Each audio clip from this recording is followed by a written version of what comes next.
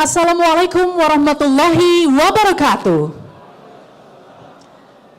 Salam sejahtera bagi kita semua. Shalom, Om Swastiastu, Namo Buddhaya, Salam Kebajikan, and good morning everyone. It is a great honor to welcome you all to the opening ceremony of the 9th Jakarta Geopolitical Forum 2025 with the theme Geoeconomic Fragmentation and Energy Security.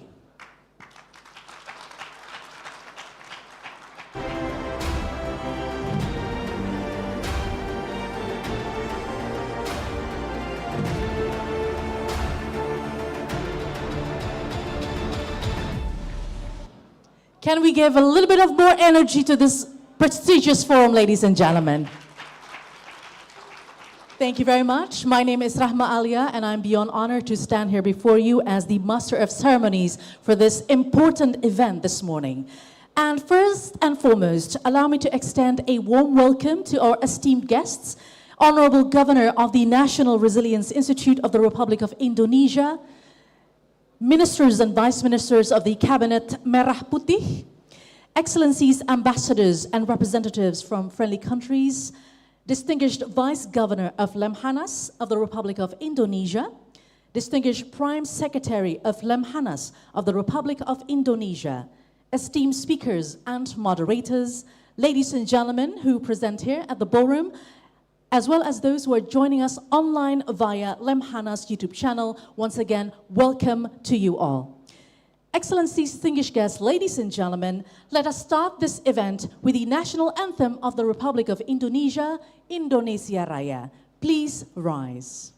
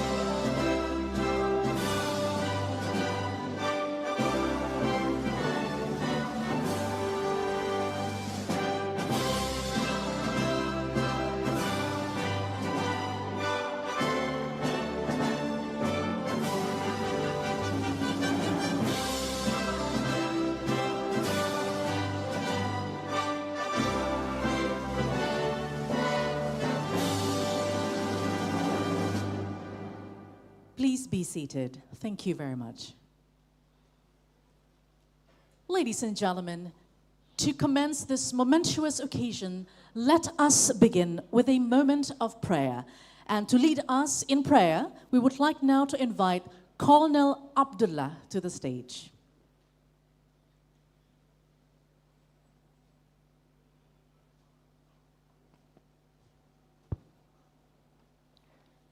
Honorable guests, let us take a brief moment to bow our head and offer a prayer to the Almighty God is according to our own faith and belief. I will lead the prayer in the Islamic tradition within the spirit of our shared national harmony. A'udzu billahi minasyaitonir rajim. Bismillahirrahmanirrahim. Assalatu wassalamu ala asyrafil anbiya'i wal mursalin. Sayyidina Muhammadin wa ala alihi wa ashabi ajma'in. Walhamdulillahi rabbil alamin. O Allah, Lord of the world, we offer you our utmost praise and gratitude by your mercy and grace. You have united us in the 9th Jakarta Geopolitical Forum under the theme Geoeconomic Fragmentation and Energy Security. Amid a rapidly changing global landscape, you have granted us the opportunity to reflect, dialogues, and pursue collective solutions for the common good. O Allah, the Most Wise, guide our thoughts with clarity, openness, and wisdom. Bless all leaders, scholars, and participants with insight, sincerity, and spirit of cooperation across the borders. May this forum serve as a meaningful contribution toward peace, justice, and sustainable global progress. O Allah, the Almighty, protect our nation and unity from division, conflict, and energy and economic crisis, strengthen global solidarity, so we may work together toward a more stable, hopeful, and resilient future for the next generation. Rabbana atina fid dunya hasanah wa fil akhirati hasanah wa qina azabannar. Walhamdulillahi rabbil alamin. Thanks, may God bless all. Thank you very much, Colonel Abdullah, to have led us in prayer. Ladies and gentlemen, we now invite the Governor of the National Resilience Institute of the Republic of Indonesia to deliver his opening remarks. His Excellency Dr. Haji Tubagus Aceh Hasan Shadzili MSI.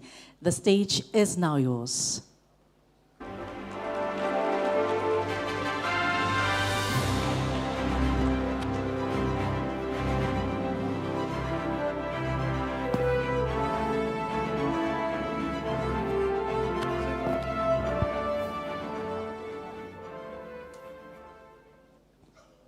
Assalamualaikum warahmatullahi wabarakatuh. Selamat pagi, salam sejahtera untuk kita semua. Om Swastiastu, Shalom, Namo Buddhaya, salam kebajikan, Rahayu. Yang kami hormati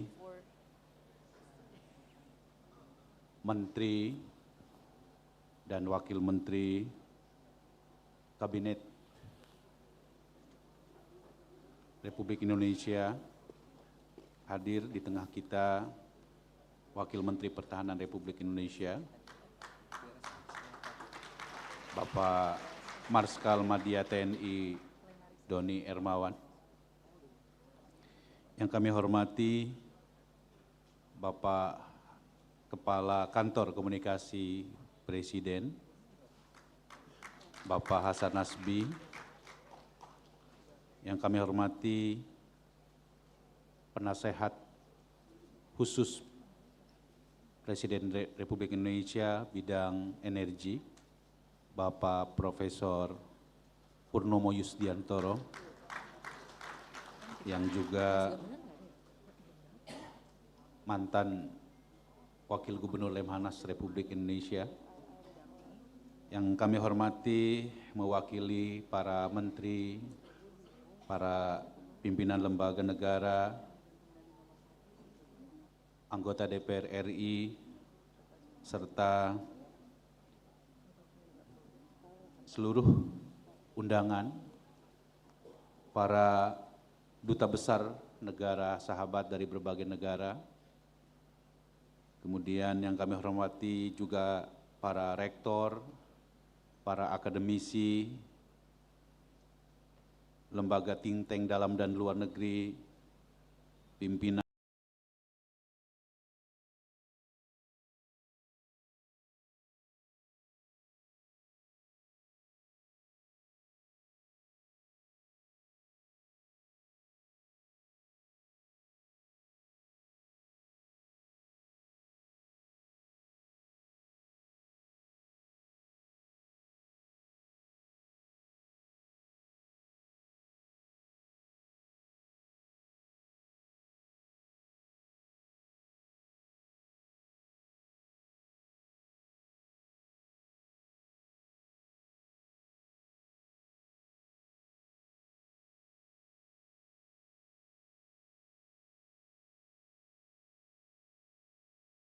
mendengarkan dan menyimak tema tentang dinamika ekonomi global dan keseimbangan. Akan salah satu pembicaranya adalah Bapak Profesor Purnomo Yusgianto.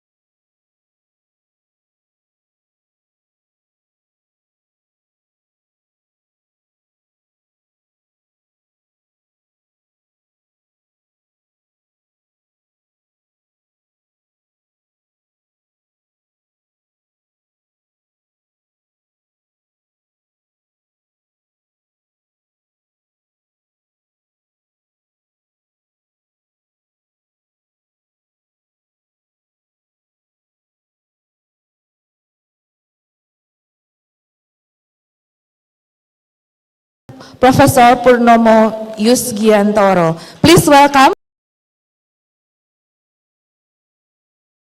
And the third speaker would be Mr. Thomas Wagner, Head of Energy Working Group, Eurochem. Please.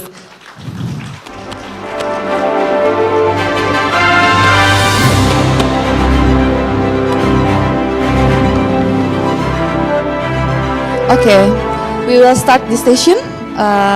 First, maybe we already know for the topics of this session is about how to do balance of power in advancing renewable energy in the current geopolitical situation.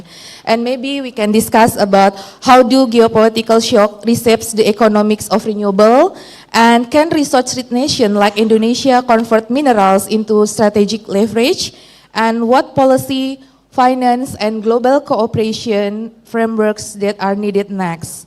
So we also there are a lot of questions currently in Indonesia about how the impact of Strait Hormuz close, if it happens, and what is the worst scenario about the energy security. It's very become the hot topic currently. So this geopolitical forum, I think it's it's very related with the current issue of the topic. We hope that we can discuss it. Okay, for the first opportunities, we would like to welcome Professor Purnomo Yusgiantoro.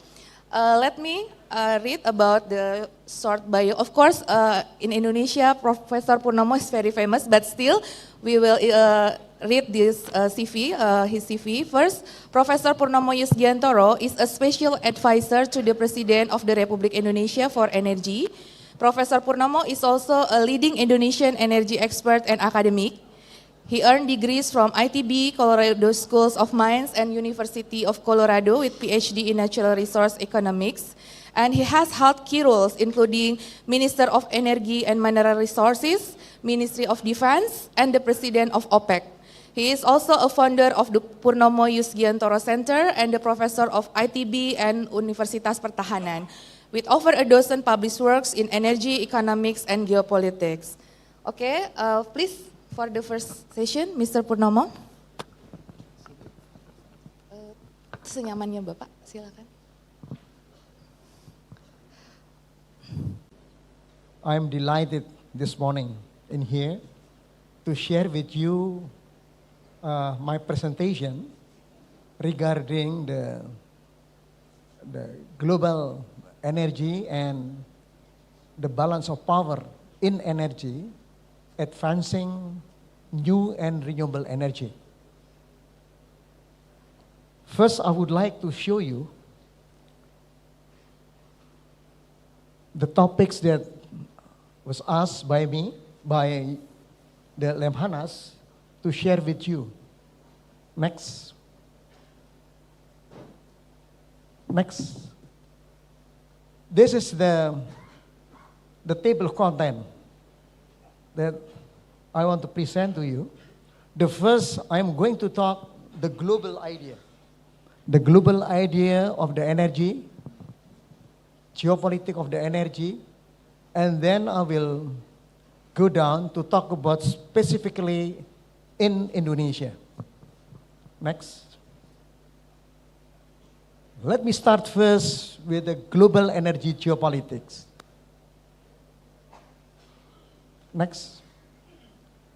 If we look at from time to time, especially in 1970, when there was the Club of Rome, the actually Club of Rome really pessimist about what's going on in the natural resources. What they believe before is that the world gonna be in the doomsday scenario. Why that happened? Because the growth of the population is high, but then, the limited amount of natural resources, water, food, and energy mainly. But what scared us in 1970 is not happened today. Why? Why? I think it's because of technology, because of the technology innovation. Next. This is the jump up and down of the oil prices. If we talk about the energy, actually we don't talk about the supply and demands in the economics. No, forget it. If we are talking about the energy market, actually it also involves the politics, the geopolitics, geoeconomy, and a lot of the variables. If you look at from time to time, the oil prices up and down is because of the politics. And lately, it's Iran-Israel's war that make the oil price jump up. And probably, if that continue, the war, I think the price, I'm afraid, is going to be moving up to a level of the 100. Now it's 88 today, dollar per barrel in the Brent prices. So, oil price is very important because other energies like coal, like new and renewable energy, all the energy is following the oil prices. If the oil price is moving up, then most of the energy price is also moving up. So oil price is got to be watched by us. Next. This is what we call it the balance of power in energy. We don't talk the balance of power in the defense, in the security, but this one's in the energy security. If we look at from 1990 to 2023, the global energy consumption is increasing from time to time. And then Asia is the most significant increase, especially in China, India, and then in Southeast Asia. In the Southeast Asia is Indonesia. So if we look at there, the largest share is really what the global energy is mainly focused on Asia. Coal is the most significant energy for electricity in the Asia Pacific region. If we look at there, the China and the ASEAN countries taking up 50% of the total global energy share. If you look at the circle there, coal is the biggest one. The coal is the biggest energy consumption today. Next. Now I'm talking the transition, the global energy transition. We're talking the developing countries and developed countries. If we talk about the non-OECD and OECD, at the beginning, long time ago, if we look at the CO2 emission in the developed country is higher than us. Us, what I mean is the developing countries.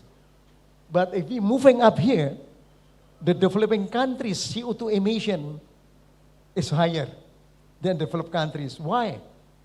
Because the developed countries now is moving to the services industries, but then the developing country now is trying to industrialize, their countries. That's why they need energy. That's why the CO2 emission is higher for the developing countries. The bad news is that if we see the temperature and the CO2 emission growth is in line from time to time. And that is the temperature that we really have a tolerance. Now the world is a little bit increasing the temperature. That really give us the warning that about the global warming. Next. This is the UN action in which the Indonesia also joining. The first one is in 1987. In 1987, Brundtland Commission. Brundtland was the prime minister of Norway. They said, if you want to abate with the environment, if you want to abate with the emission, first, poverty alleviation. Pengentasan kemiskinan. That's a good thing about the Brundtland. Then they move up to the Millennium Development Goal, and then moving up to the SDG and Paris Agreement. And Indonesia is very active in the Paris Agreement. Last November, our big team come to Baku, to Azerbaijan, to join the COP29 to perform how we can save, from the fossil fuel to the non-fossil fuel. That's a key principle of the Sustainable Development, UN 2015. Next.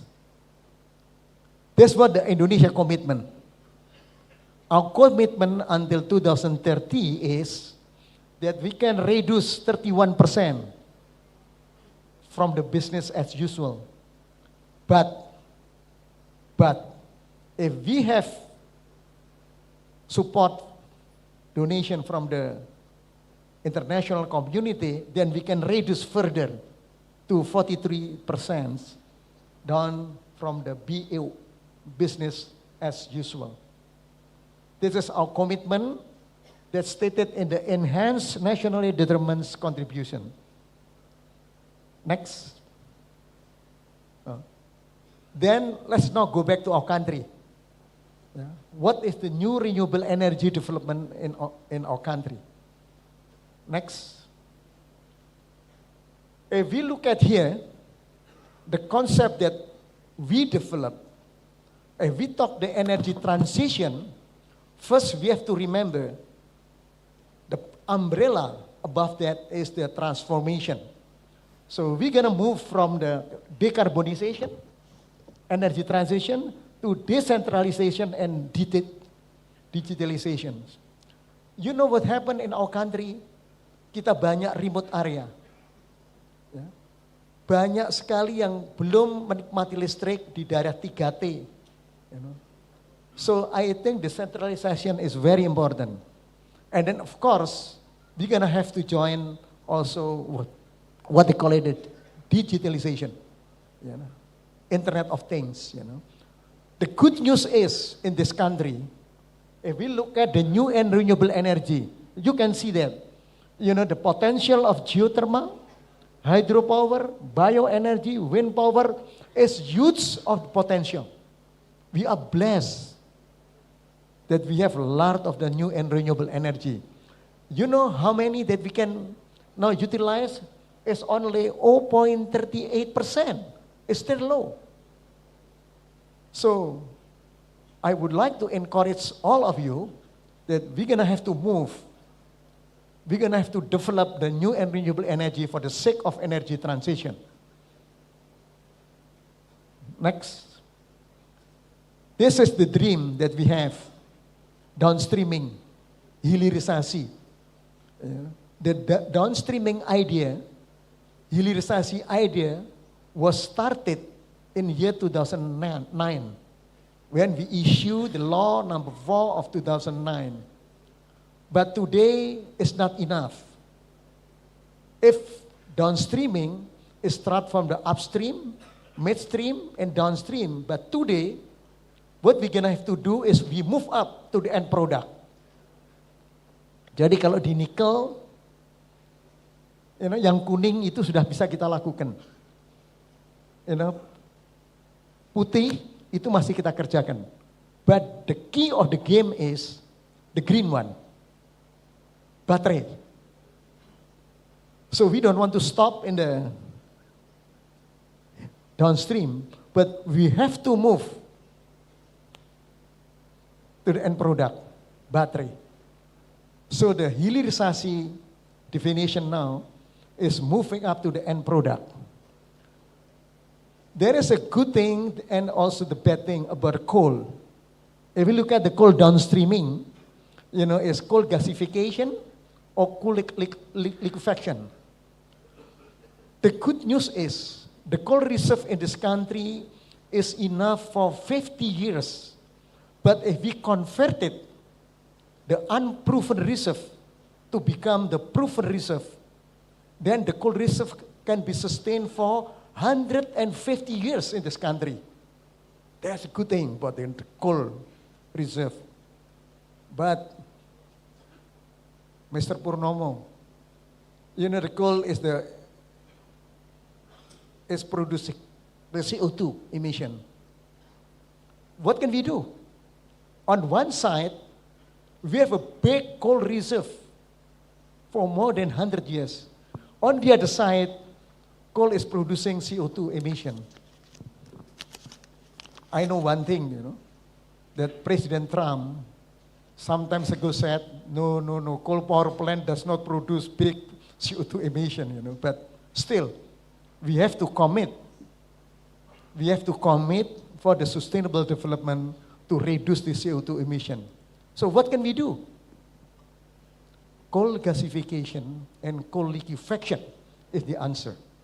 So our government is moving to the right direction for the coal gasification and coal liquefaction that will reduce also the CO2 and they will also help to produce the syngas, dimethyl ether, LPG, and also the oil.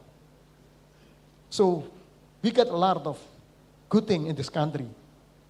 And we need your participation, you know, to also join to develop the energy, because energy is very important for our nation and also for the global. Next. This is the potential of the carbon capture and utilization and storage. If we look at here, look at it. The potential capacity is 572 gigaton CO2. We got the huge area to inject the carbon capture. So carbon capture, utilization and storage is the new prospect of our business, but also prospect for the joining the sustainable development to reduce the CO2 emission. You know, that's Indonesian future. You know? The opportunity, because subsurface is huge, big. You know, significant potential. Yeah. But we need government intervention. So this conference is very good to scrutinize the policy. So we appreciate with Lemhannas, that Lemhannas conducting this conference so that we can see what kind of good policy that we can move to the carbon capture and storage. But of course, foreign revenue investment is important because it's a huge amount of investment. Market structure, no problem, but then we can have to achieve the economic of scale. Next, I think that's all that I have to share with you this morning. Thank you for your attention. Billahi taufiq wal hidayah. Wassalamualaikum warahmatullahi wabarakatuh. Waalaikumsalam warahmatullahi wabarakatuh. Thank you, Mr. Professor Purnomo. Okay, Mr. Professor Purnomo has already discussed very comprehensive about global economic trends and energy transition, about how the potency of our energy and how about the relation between energy and economy and what is the challenge and opportunities. Okay, because we anticipate that Mr. Purnomo could be, maybe would be leave earlier, I open the floor for the question. There are maybe 2 questions. Please for the committee to prepare 2 questions to Mr. Purnomo. Okay. Please? Okay, 2. Thank you. Please state also your institution and the name.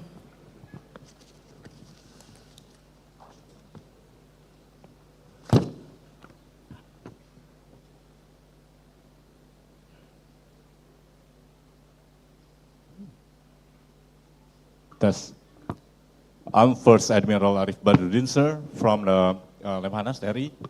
And my question to the professor is, considering the acceleration of our downstreaming development today and our ambition to reduce the emission by 2030, are you still optimistic that we can reach the target that already stated by our president? The second one is that carbon credit is still a myth for us. Considering the complexities of the process to measure how much we reduce our emission. So do you think it is really possible for us to have carbon credit as one of our income for the future? Thank you, sir. Okay, thank you. Second question, please. Oh, satu-satu dulu. Oh, okay. Please. Okay. To answer. Let me answer these first questions, being the old man, sometimes I'm not remembering, a lot of things. Well, our big goal is in the year 2060, when we have to achieve net zero emission. That's the big goal. 2030 is the interim goal. But what I would like to stress in here, we have 2 options. What I like to do, because since we have here our friend from the foreign services, we need the international help so that we can have the optimistic target, 41%. So if you ask me, is it going to be happen? I say yes, but we have to struggle. In our new RUPTL, Rencana Usaha Penyediaan Tenaga Listrik Nasional, our new and renewable resources is 61%. That's the big ambition, but we're gonna have to do it in this government. So if you ask me, I'm optimist. But of course, with your help,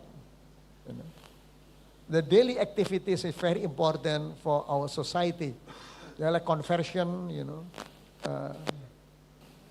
diversification, not to use the fossil fuel, So public awareness is also important. That's why we want to encourage you. Okay, thank you, Mr. Purnomo. Okay, next, second question, please. Yeah.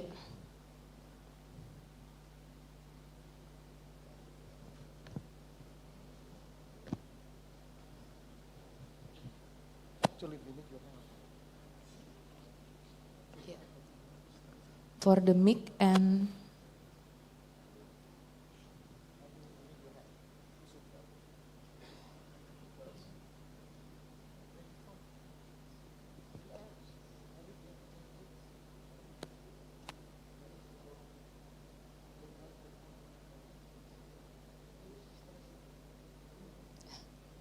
Okay, sorry. Maybe if we until waiting the technical problems, yeah. Mr. Purnomo said that we need the international help, right? Okay. And what do you think about current situation where United States is out from Paris Agreement? Do you know? How about the impact? Do you think? To be frankly with all of you, I just talked to our friend here, you know, so I better asking. Oh, okay. Asking. Okay, No, we will. he is from United States. So Excuse me. Okay. Go ahead. Excuse me, can I ask questions? Yeah. Okay, please. Thank you very much, Pak Purnomo, for the very good presentations. My name is Irman Robinson, and I'm from P4N, Lemhannas, Indonesia.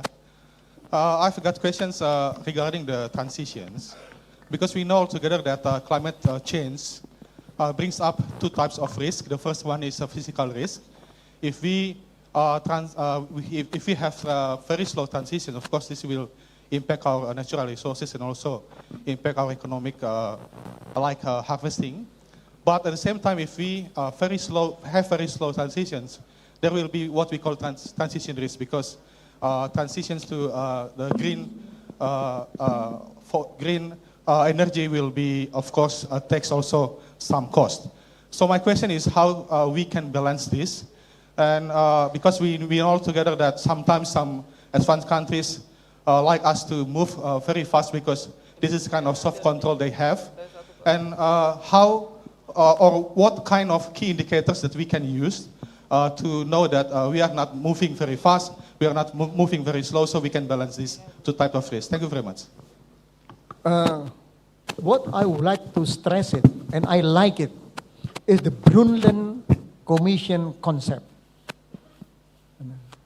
I mentioned to you that the Brundtland Commission concept is, if you want to achieve the sustainable development, first in the developing country, you have to fight with the poverty alleviation. Itu yang terbagus dari Brundtland Commission in 1987. Beliau mengatakan, beliau adalah Perdana Menteri Norwegia. Waktu beliau ditunjuk sebagai Ketua Komisi UNFCCC, beliau mengatakan, well, kalau aku di negara berkembang, aku pengen join untuk reducing emission, untuk sustainable development, I love it. But di negara berkembang, please, ada poverty. Dan inilah yang harus di-alleviate. Ada pengentasan kemiskinan. Saya mau tanya sekarang, I'm sorry I have to say in Indonesian language ya. Bayangkan aja, kalau rakyat kita yang berada di dusun-dusun pegunungan yang ada di bawah angka kemiskinan, apakah dia memikirkan konsepnya Maslow, sandang, pangan, papan itu yang diutamakan. Dia harus survive dulu. That's why in every international conference I said, well, Indonesia is a developing countries. We love with the sustainable development. Our target is 2060 for net zero emission. Our interim target in year 2030 is 30%. Yes, we love it. We commit with the Paris Agreement, but, developing country, we still have some people is under poverty. So we're gonna have to fight first with the poverty alleviation. And I agree with Brundtland. You know, I keep saying this. In 1990s, when there was the conference in Rio de Janeiro, I don't know, you probably didn't come there. No, you didn't come there, yeah? To Rio de Janeiro. The first conference they said, we love the sustainable development. But wait a minute, developing country is different. It's not slow, but we have to tackle, the priority first. What is that? Sandang, pangan, papan. Itu teorinya Maslow. Jadi, bukan berarti kita nggak mau ikut-ikutan developed countries.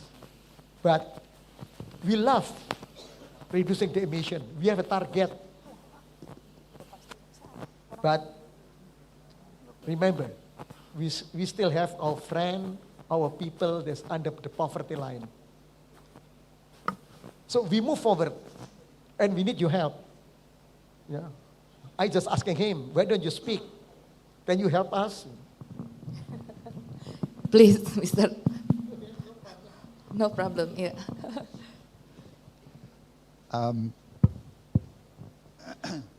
Well, I'm not representing the European Union, but the European businesses in Indonesia.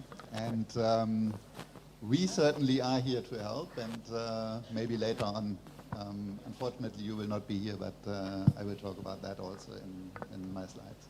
Okay, thank you, Mr. Thomas. Okay, maybe for the Mr. that will ask, maybe in the second session, yeah, we will give you the opportunity. Okay, let's move to the second speaker, Mr. Jordan Lee. Mr. Jordan is an energy and climate policy specialist with a decade of experience working with governments and corporations. Jordan is currently a manager in the energy and climate practice at the Tony Blair Institute for Global Change, where he leads. The institute works with the government of Indonesia on energy transition and climate action initiatives. Beyond Indonesia, Jordan also helped establish the TBI Vietnam office and served as a strategy advisor to the president and chief negotiator of COP29 in Azerbaijan. Previously, Jordan lived in Qatar, where he worked as a consultant with McKinsey Company and as a research and policy fellow at Qatar University. He began his career at the United States Department of Energy in the Office of Energy Policy and System Analysis. Jordan also has a certificate in energy studies and BA in modern Middle East studies from Yale University.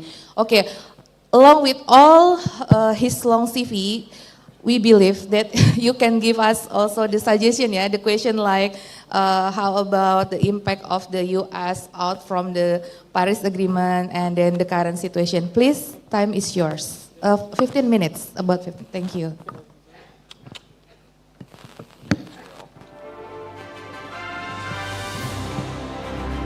Thank you very much, and thank you very much, Professor, for the very insightful talk. Good morning, everyone. Thank you all for coming. As mentioned, my name is Jordan Lee from the Tony Blair Institute for Global Change. Although I am from the United States, I'm not here representing the United States, nor, I must admit, can I always understand what the United States government is doing. So I will speak to it to whatever extent I can, but I'm happy to answer any questions. There we go. So first, I will just walk through a few of my slides here, really going over the global investment policy and also geopolitical environment that we find ourselves in and the impact that it has on, on developing countries. But even as a first step, I just want to maybe take a step back and talk about, okay, why are we focusing, why are we discussing developing countries beyond just being here in Indonesia? So if we go to the next slide, if possible. So we see leaders from all over the energy analysis, advocacy, multilateral world consistently emphasizing that the energy transition and investing in the energy transition in developing economies is really critical to achieving not just our energy and climate goals, but a broad array of other development objectives. And one reason we say this, one reason we see this urgency is if we go to the next slide, we see that developing countries are really accounting for the majority of energy demand growth that we see globally. If we could go to the next slide, if possible. Oh. There we go, perfect.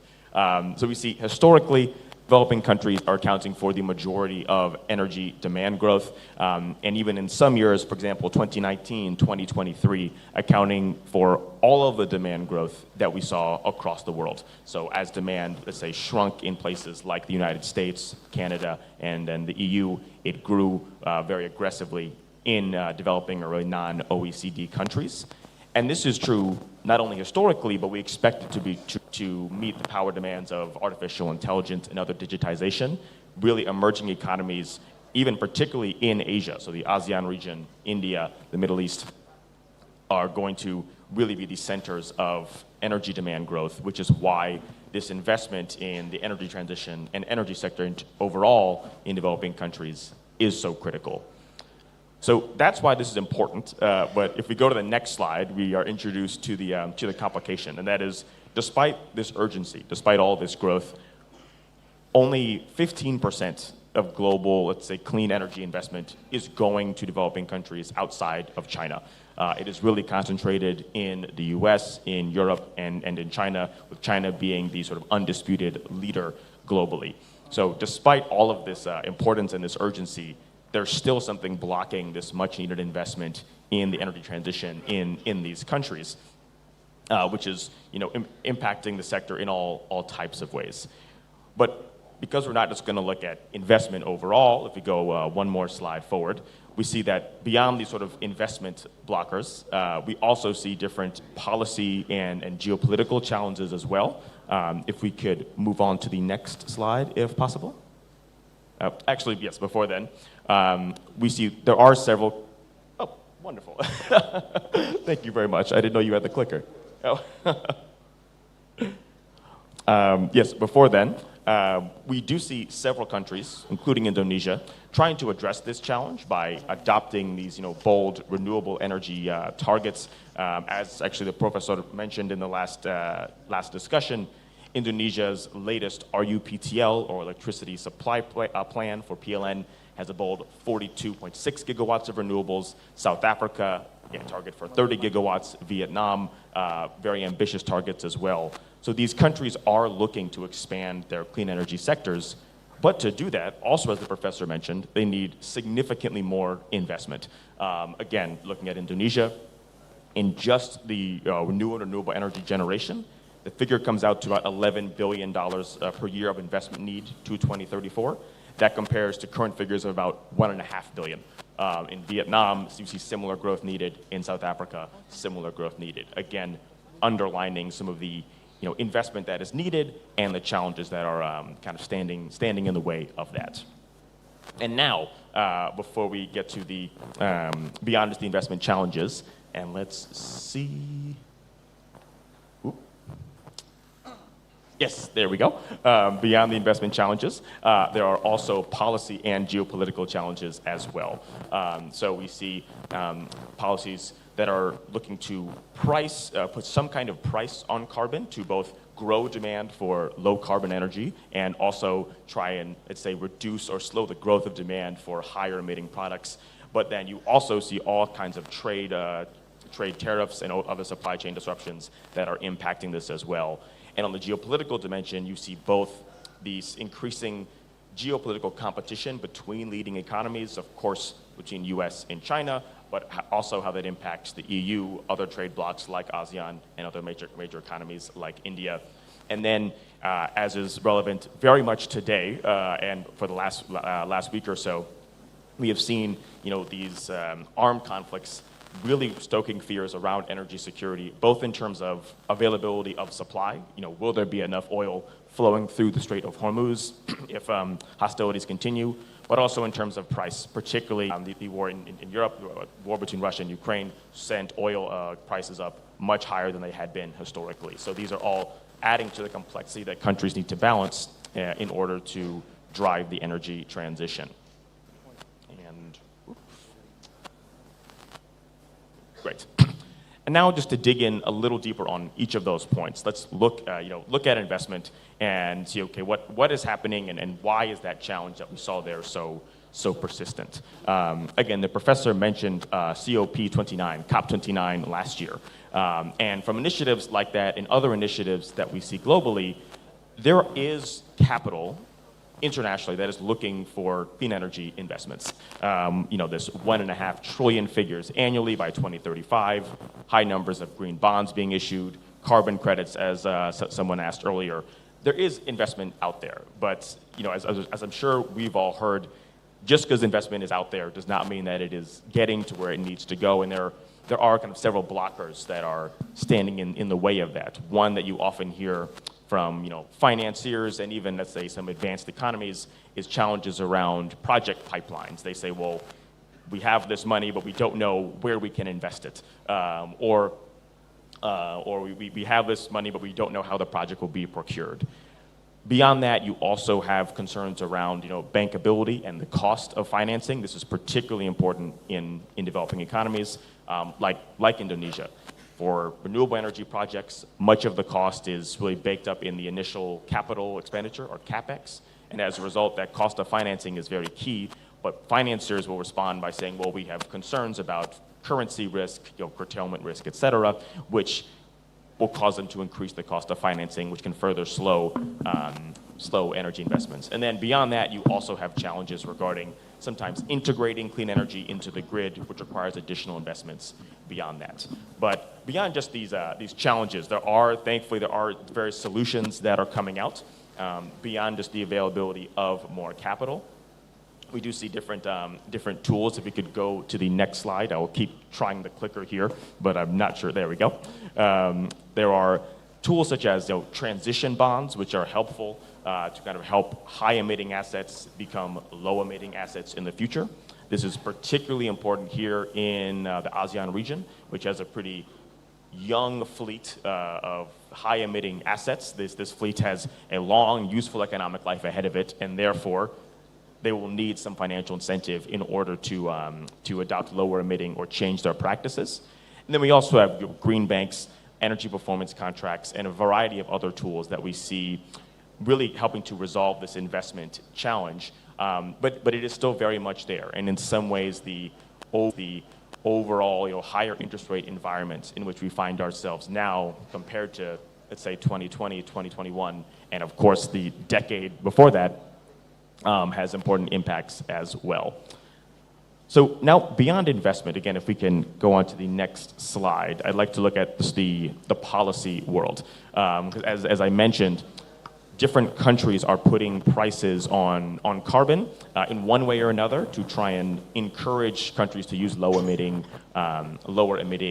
practices. The one that is perhaps the most well heard of is the EU Carbon Border Adjustment Mechanism, or CBAM, but several other countries are, exploring and pursuing somewhat similar initiatives. Perhaps most relevant for Indonesia would be Japan and Australia. But even if we look at only the CBAM, Indonesia is still facing, billions of dollars of exposure for its assets. But we often hear about what policies that countries are taking. But one thing that we looked at TBI separately was what are companies doing as well. If we could go on to the next slide, because while we often think of policies as just a national or a government or a country issue, companies, particularly large international companies, can have a big policy impact as well. And that is what we are seeing in the tech companies and basically their procurement or purchases of renewable energy. We see a very aggressive and continuing growth of these tech companies buying, or really large companies overall buying renewable energy. And with even in the Asia Pacific region, we see this portion increasing significantly. I will say, even during my brief time in Vietnam, there was a very big push by some of these companies for regulations to make it easier to buy that renewable energy. And we expect to see this continue as these tech companies keep maintaining their large renewable energy goals. But that is on the policy side. Again, we can't finish the discussion without including some discussion around what we see in the kind of trade tariffs and supply chain disruptions. If we could go on to the next slide, if possible, because again, in some part due to my home country, we have seen the trade environment change very dramatically, not just over the past 6 months or so, but really over the past several years. There we go. And while we are still waiting on data and details of how it's impacted the trade environment, we have seen a slew of headlines and reports explaining how the tariffs and different other trade-related measures are impacting all kind of economies, particularly within the clean energy supply chain, given how in some ways concentrated that supply chain is in China and its surrounding countries.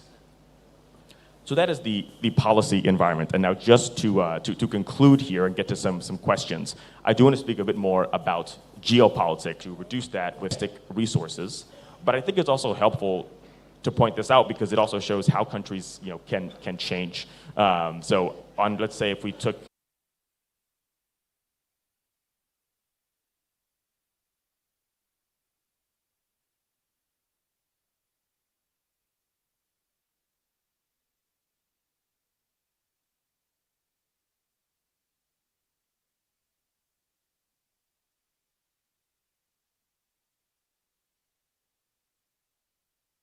additional complexity onto the geopolitical dimensions and implications that developing countries need to navigate for their energy transition strategies. So thank you very much for your time. That is all the material that I have prepared so far. Happy to address any questions, and thank you again, and I'll turn it back to the moderator. Thank you very much, Mr. Jordan Lee. So I take the last slide as your conclusion, yeah, that recent geopolitical events have augmented this complexity, right? Okay. Because of Mr. Jordan Lee and Mr. Thomas, because Mr. Purnomo will leave earlier, so we will offer to the MC for the token of appreciation and the photo session, please.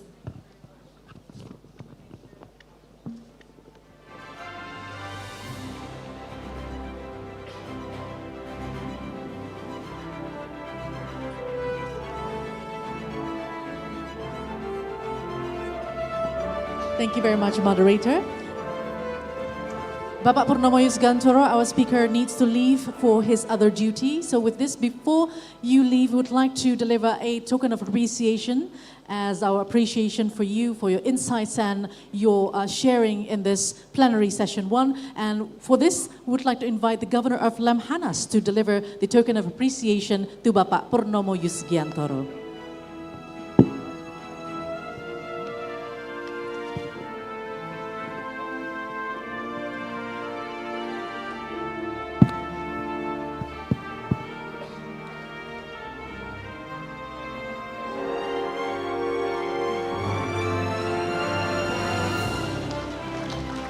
Once again, we thank Bapak Purnomo Yusgiantoro for contributing to this event, especially for his insights in plenary session 1 as a speaker.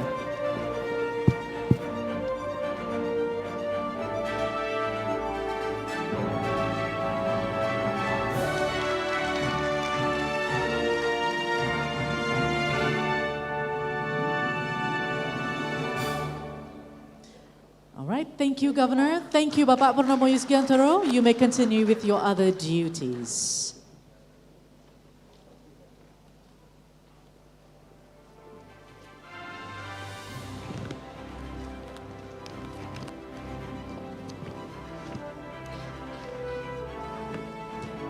And with this, I would hand over back the stage to the moderator, Professor Teresa. Thank you. Okay, ladies and gentlemen, on all esteemed leaders and panelists, we would like continue to the third speaker, Mr. Thomas Wegner. Mr. Thomas Wegner is a head of energy group at Eurochem Indonesia and chief representatives of German Envitec Biogas Group in Southeast Asia. During his tenure at Eurochem, Thomas has led the transition of member companies focus on the Indonesian oil and gas towards renewable energy, low carbon economy, and energy efficiency business priorities. Prior to his current business position, he has been responsible for renewable energy and emission reduction projects at several projects in Indonesia. And he received his law degree of Ludwig Maximilians University Munich, I don't know the right spelling, in 2003. And has since worked in the renewable and fossil energy sector in Germany and Southeast Asia. Thomas is a founding member of the Indonesian Biogas Association and the Indonesian Biomethane Society. Besides that, he also serves as assistant governor for Rotary Indonesia to pursue and support philanthropic and charitable projects. So, yeah, there are a lot of contribution, for your philanthropy to our energy projects, I think. He will present the presentation titled Renewable Resources, Export Opportunities, Accelerating Development. Please, time is yours, about 15 minutes. Thank you. All right.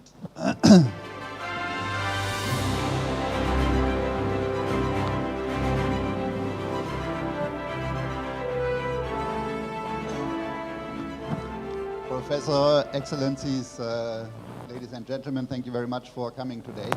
One quick request to whoever managed the slides. When I say next, it doesn't necessarily mean the next slide. Sometimes it will just be another piece of text. So just click forward and that will be enough.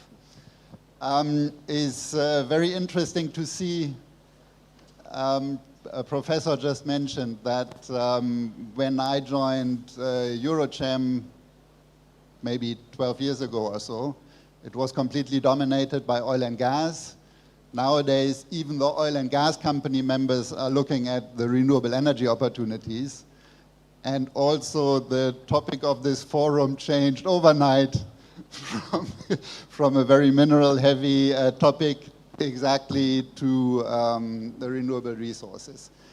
Just quickly setting the stage to put this into the geopolitical context. We talk about emission reductions, we talk about fluctuating oil and gas prices.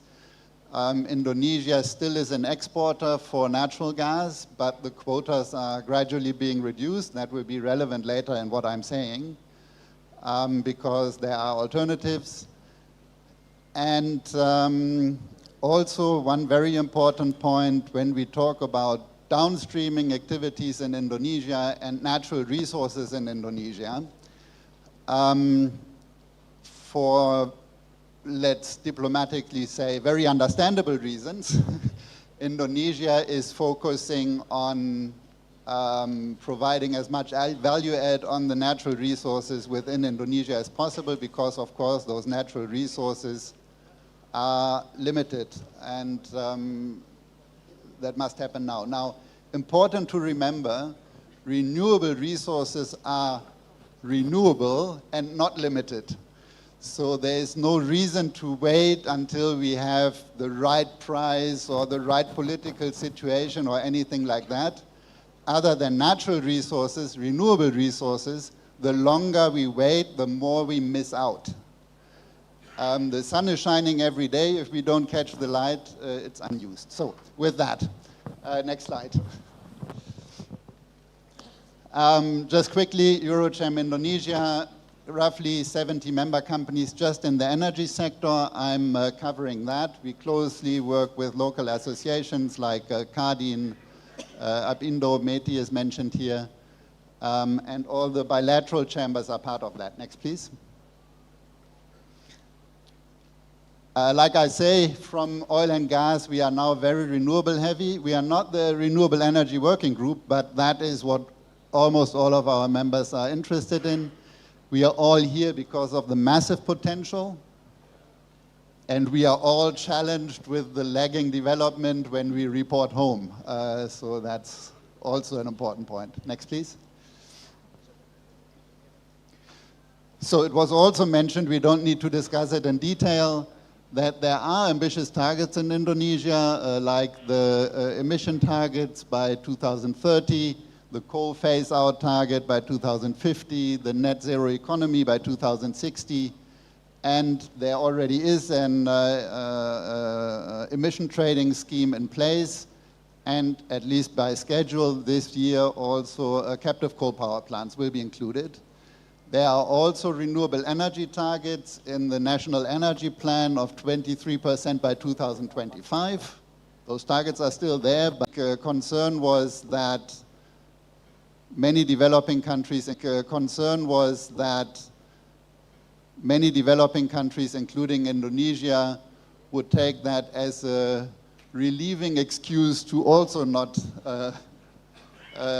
follow up on the existing commitment, but thankfully that is not the case. Not only Minister Bahlil, also President Prabowo already mentioned that the targets are still valid, and Indonesia feels not only an obligation but also has an interest to continue. However, next please, not next slide, just next paragraph. Please? No, one back. Yeah. So there is a caveat because we must be consistent with our target, but within the capabilities and level of energy and economic availability. That was said just about 4 weeks ago during the presentation of the PLN expansion and network plan, so the IUPTL. So with that in mind, let's see what that really means for the targets that Indonesia has set. Next slide, please.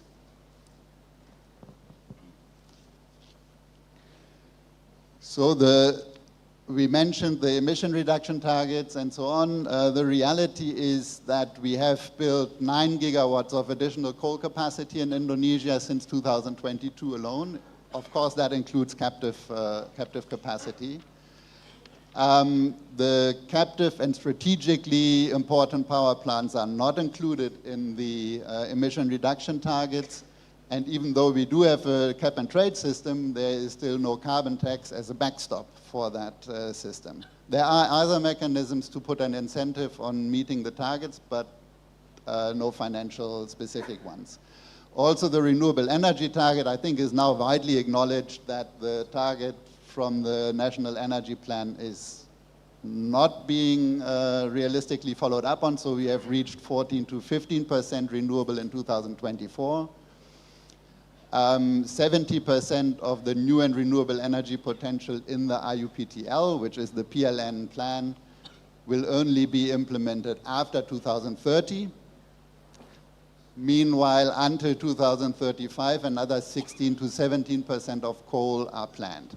So we are not here to discuss whether that's right or wrong, what the reasons are, and there are, of course, reasons. For example, renewable energy depends on grid expansion, which is also part of the IUPTL. This is just to show what the current situation is. So next slide, please.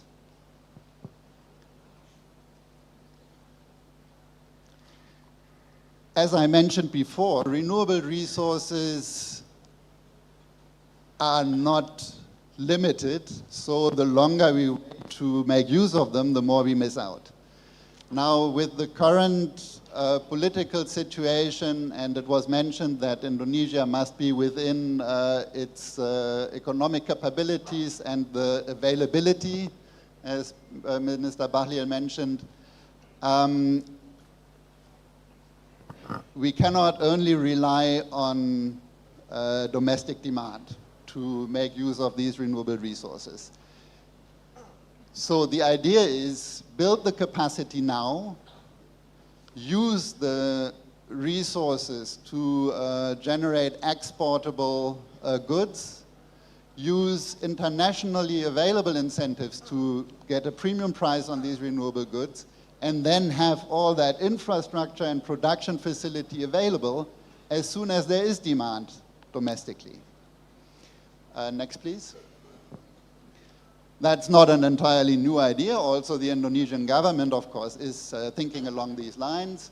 For example, just last week, 13, 3 MOUs were signed between Indonesia and Singapore on a sustainable industrial zone in Singapore and Riau Islands to have interconnection and cross-border electricity trade, and to build industrial capacity there on renewable technologies and energy efficiency.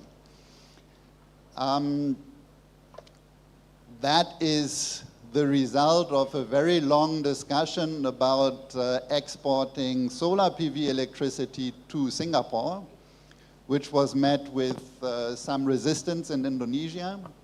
But thankfully now the framework is being set to make things like that possible. Renewable electricity export to Indonesia with the capacity, to Singapore with the capacity being built in Indonesia. Next, please.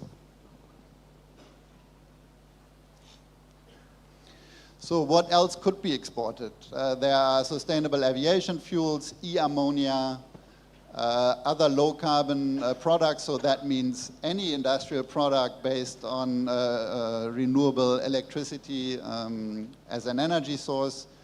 Of course, green power, like we just mentioned, to Singapore, bio and e-LNG, bio and e-methanol, biomethane via pipeline. Those are some options. And now, next slide, please, which is just the next piece of text. So for sustainable aviation fuel, we already have a policy just lately implemented in Indonesia, and some investment plans are already being made. E-ammonia, that's a personal opinion. I think Indonesia might not be the perfect location for that because there are countries where hydrogen can be generated cheaper. Other low-carbon industries, that would be manufacturing based on green power mostly.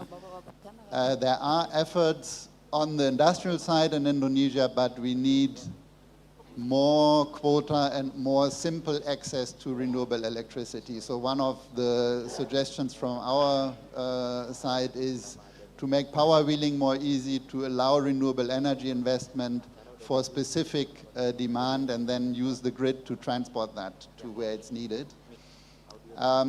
Green power, we just mentioned the Singapore MOU, and there aren't really that much more possible destinations. So next. So we are with the bioresources, and obviously, well, not obviously, maybe people caught it. I'm a founding member of the Indonesian Biogas Association and the Indonesian Biomethane Association, so that's something that I know about. And I will use it as an example of what's possible. So next slide, please.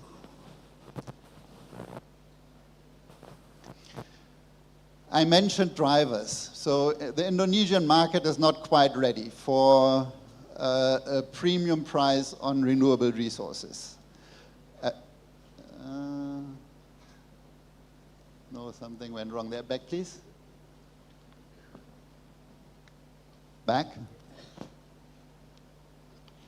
Once again. Yeah, that one. So, and I mentioned that there are possibilities to export resources and take a premium on incentives that are available elsewhere. The mechanisms are, for example, the International Maritime Association Net Zero program, which puts a heavy penalty on CO2 emissions in maritime emissions. Same about the Fuel EU maritime regulation, which puts a high price on non-compliant fuel with increasing targets. The Japan Gas Association has a target to replace roughly 50 to 90% of natural gas with renewable gas. That's also related to the reductions of export quotas, not only in Indonesia, but also in Australia and Malaysia. So there are efforts underway to replace that depleting supply. In Korea, there are tenders now on the clean hydrogen portfolio standard, so also that yields very high incentives on low carbon fuel. We have the European refuel in the aviation sector, which also puts incentives on low carbon fuels in the aviation. And we have the RE100 corporate targets, so a lot of companies, including companies present and producing in Indonesia, have a 100% emission reduction target and are trying to meet that in Indonesia and everywhere in the world. So those are value drivers on renewable resources. And now the question is, how can Indonesia build production facilities to profit from these incentives elsewhere with sustainable production in Indonesia? So here's one example how that might work. Next slide, please.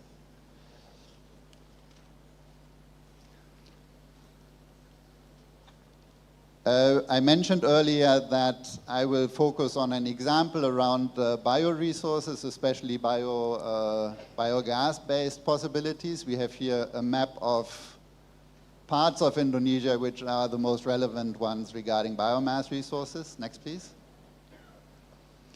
And we see here that Singapore and Java are the most likely destinations for biomethane delivery by pipeline. That's because there is a link from Sumatra, where a lot of biomass is available, into West Java as well as to Singapore.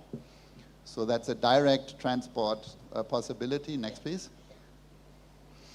Then we do have existing LNG export facilities, especially in Bontang and East Kalimantan, as well as methanol production. Both of that is possible from biomethane. And both of those are already exported. So it is just a matter of changing the resource used for the production. Next. And Indonesia, of course, is located at the Straits of Malacca. And for those who don't know, the Malacca Straits area is the world's largest bunkering hub. So the largest place for ships to fill up their fuel supplies. And I mentioned before, some of the drivers are the IMO maritime fuel emission targets and the European fuel emission targets. And those can be met by refueling with low carbon fuels in the Straits of Malacca. So for example, in Dumai, if the fuel is there. Next. Now, what are the possible sources? The obvious elephant in the room in Indonesia for biomass is always the palm oil industry. The theoretical potential is about 280 million MMBTU if we include biomethane from empty fruit bunches, not only the effluent. That's the same as 8 million tons of biomethanol, or 4 to 5 million tons of bio-LNG. Those are huge numbers when we look at bioresources, and that's a gross export potential of 4 to 8 billion US dollars per year. Now, those are prices in excess of 14, 15 US dollars per MMBTU before the downstreaming. So those are prices that we currently cannot find sufficient demand in Indonesia. But we can produce it here, we can export it, and the international market, like the maritime market or the chemical markets or Japan, for example, are willing to pay these prices already now. So the idea is build the production capacity, make use of those incentives by harvesting the export opportunities, and then as soon as there are industrial or other commercial buyers domestically, the infrastructure and supply is already there. You don't have to continue exporting forever. Next. Of course, that requires some support also from the Indonesian side, especially that investment which relies on export needs a guarantee that the product can be exported, of course. Then tax incentives do exist for sustainable and renewable projects, but only in excess of 500 billion rupiah. And that is often too small for the type of renewable energy projects that often make sense in Indonesia. So I strongly encourage to reduce that threshold to include also distributed capacity. Then very important for the idea I mentioned before is low-cost pipeline transportation access. There is already underutilized capacity in the pipeline system, so it's a regulatory matter at what cost that excess pipeline capacity is made available to low-carbon gas. And if we look at the domestic market, it would be very important to levelize the playing field, because natural gas is regulated for industrial users at an artificially low price. I'm not here to criticize that, but of course the same financial support should be available to reduce the price of low carbon gas. Next. We should also point that Indonesia is not the only country with that possibility.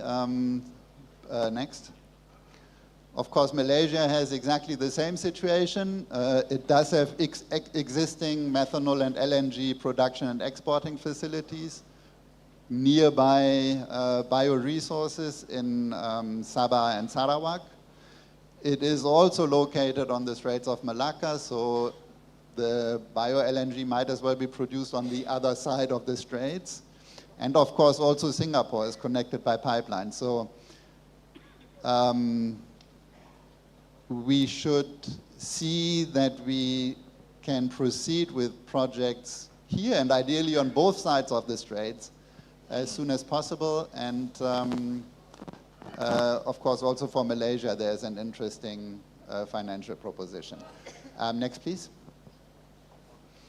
Now, this idea of having an international incentive mechanism to accelerate development in developing countries is a proven concept. Now, CDM, of course, has later failed for other reasons, but when it was introduced, there was a clear and transparent regulatory framework that was internationally recognized and trusted by investors.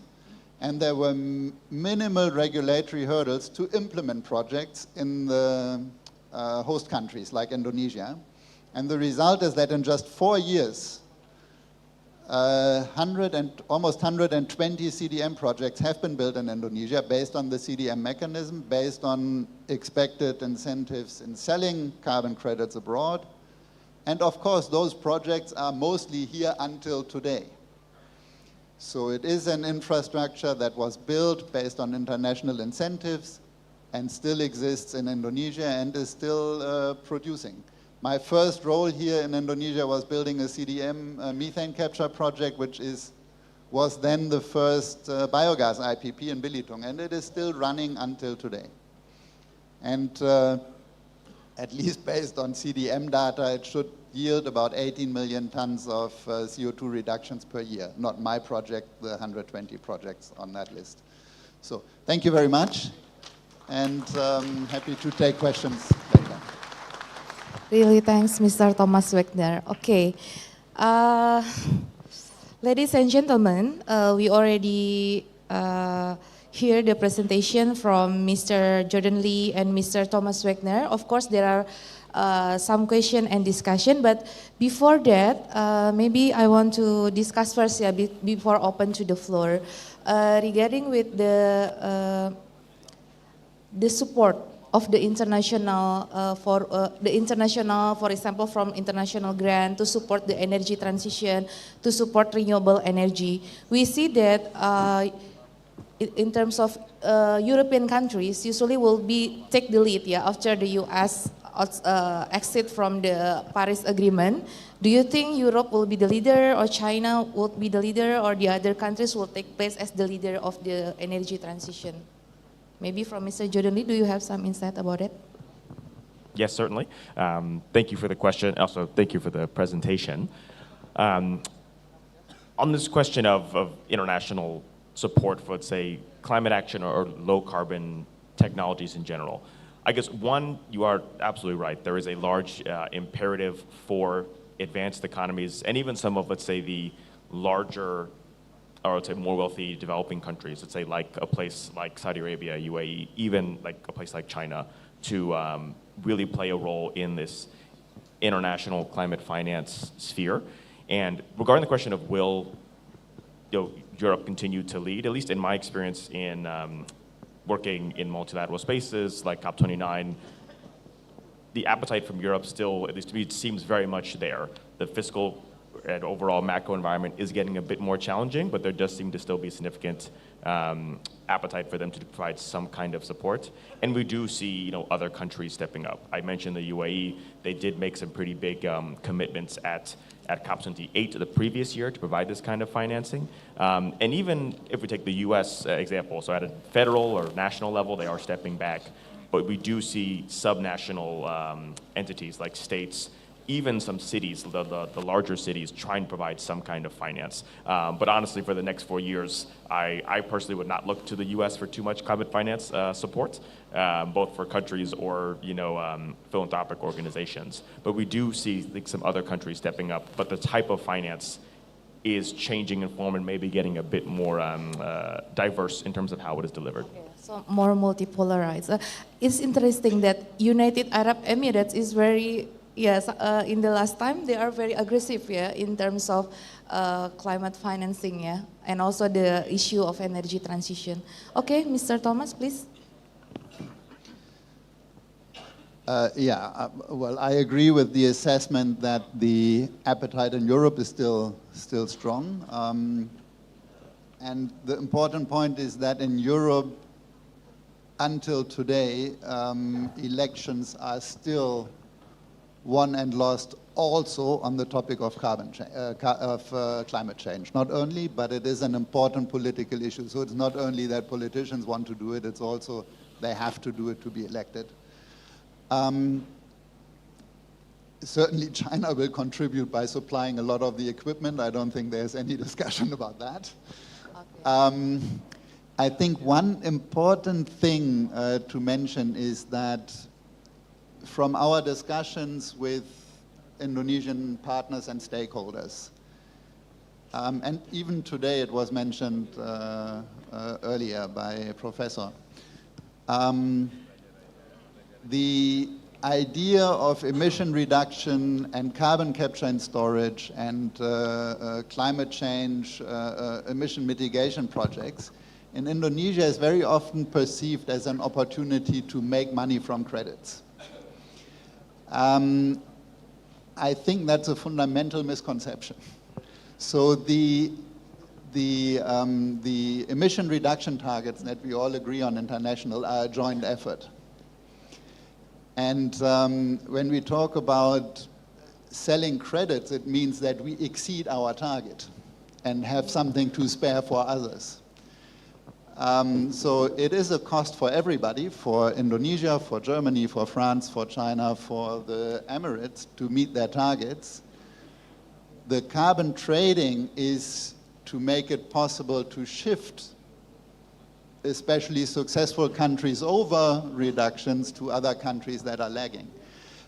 So there can be money made from carbon credits, but emission reduction targets are not a tool to make money. I think that's very important to understand. It's a joint effort that we all have to put effort in.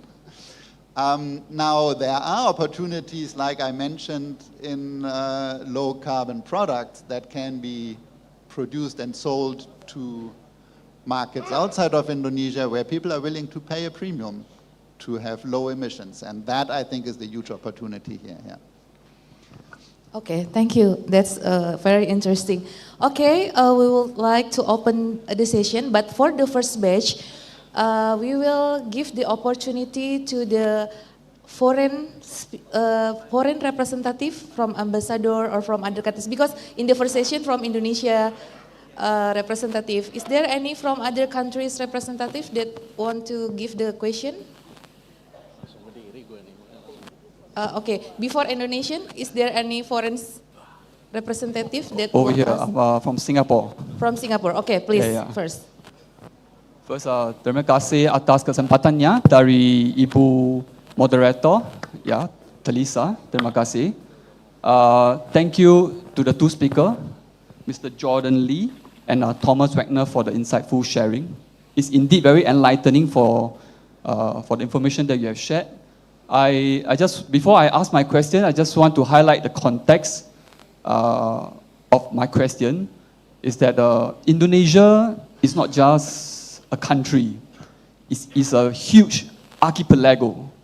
There are a lot of political constraints, geopolitical constraints, and not the least, there are also geographical constraints. And given, if you all understand the Maslow hierarchy of needs, the people of Indonesia are most focused on survival now. And having clean energy, I believe for some or for many, is a good to have, right? But I'm very happy and very glad that the Indonesian government has taken the first step to focus on energy transition, despite having abundance of fossil fuel that can last almost up to 150 years, right? And given the recent MOU with Singapore, has proven to be the first step towards energy transition. I think these are good progress that we have seen.